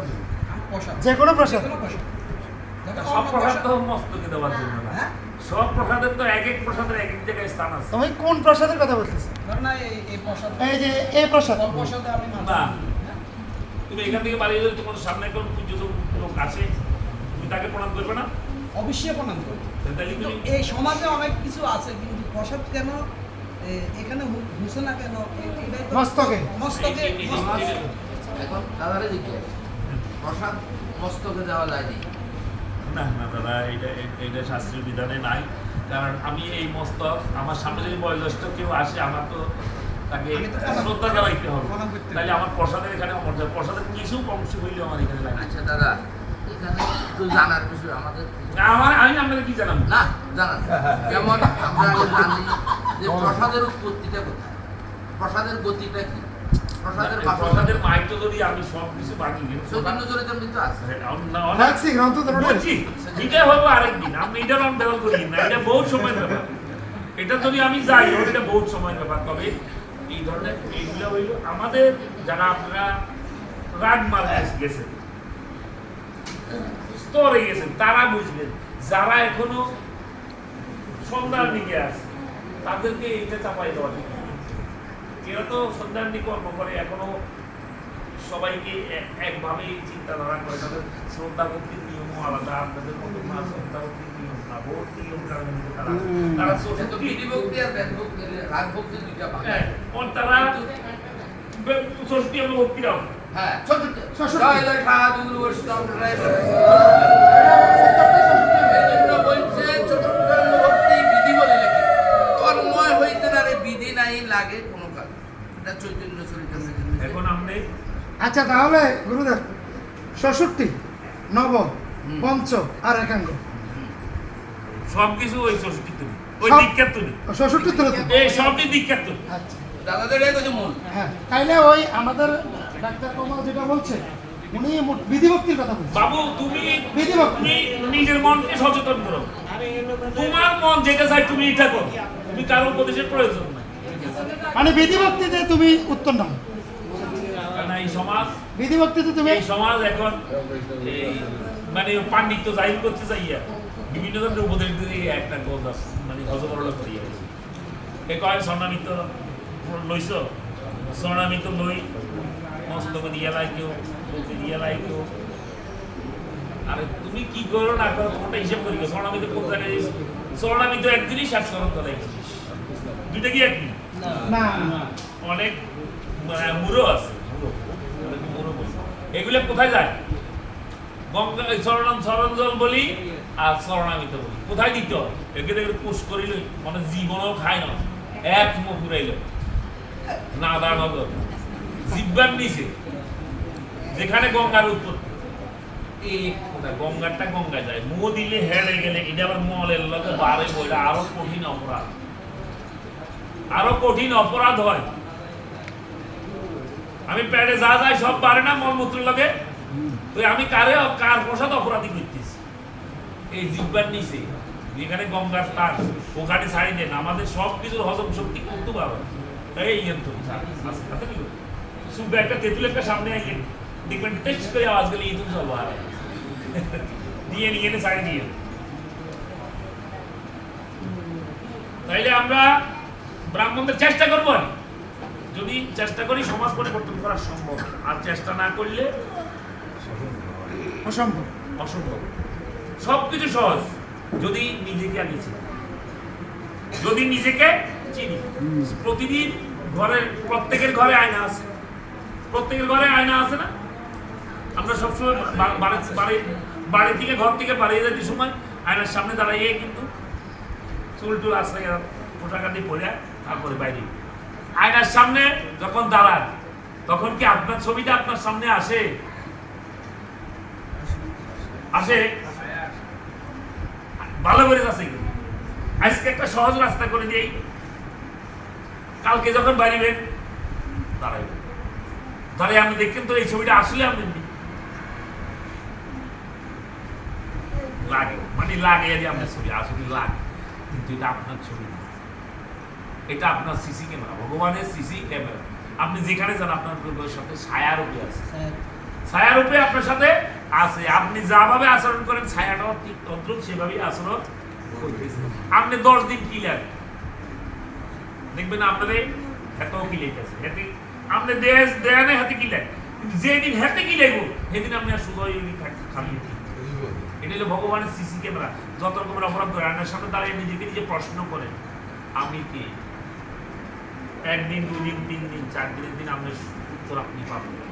আমার এই জগতে আসার উদ্দেশ্য নেই, আমি তো এই জগতে কিছু না কিছু কারণে আসছি, খাইতাম আর ঘুমাইতাম আইছি, টাকা পয়সা ধন দল এত পরিশ্রম করে টাকা কামাই করি, টাকার গায়ে লেখা চাহিদা মাত্র বাহক পারি। আমি পরিশ্রম করে টাকা উপার্জন করি, চাইলে টাকার মালিক আমি। সম্পদ, এই যে সম্পদ জোগাইছি, যদি আজকে বাংলাদেশ সরকার বলে তোর উঠানের মধ্যে আমি একটা মোবাইলের টাওয়ার করি, আমার ক্ষমতা আছে আছে, তাহলে এই সম্পদের মালিকও আমি না। এই সুন্দর ঘর বানাইলাম 5 তলা 10 তলা 20 তলা বানাই দিয়েছি, চলে যাওয়ার পর আমার ভবনের নাম আছিল গোবিন্দ ভবন, আমার সন্তান আমার নাতি এসে নাম পরিবর্তন করে দিয়েছে কমলা ভবন। আসেনি আমার ভবনের নাম।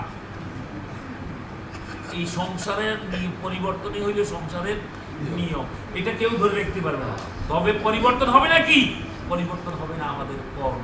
আমি ভালো কর্ম করে যাব, যুগে যুগে এই এলাকার মানুষ বলবে অমুক গ্রামে অমুক নামে একজন সাধু আছিল। মানুষ কি সবকিছু কি শাস্ত্রজ্ঞানী হইতে হবে না? আচার আচরণে মানুষ বড় হয় কিসে? নম্রতায়, ভদ্রতায়। তত্ত্বজ্ঞান দরকার নাই, কিন্তু আমার ভিতরে অনেক ভক্তি আছে, তাদের তো ভগবান উদ্ধার করে না। জয় জয় সাধুগুরু বৈষ্ণব গোসাই।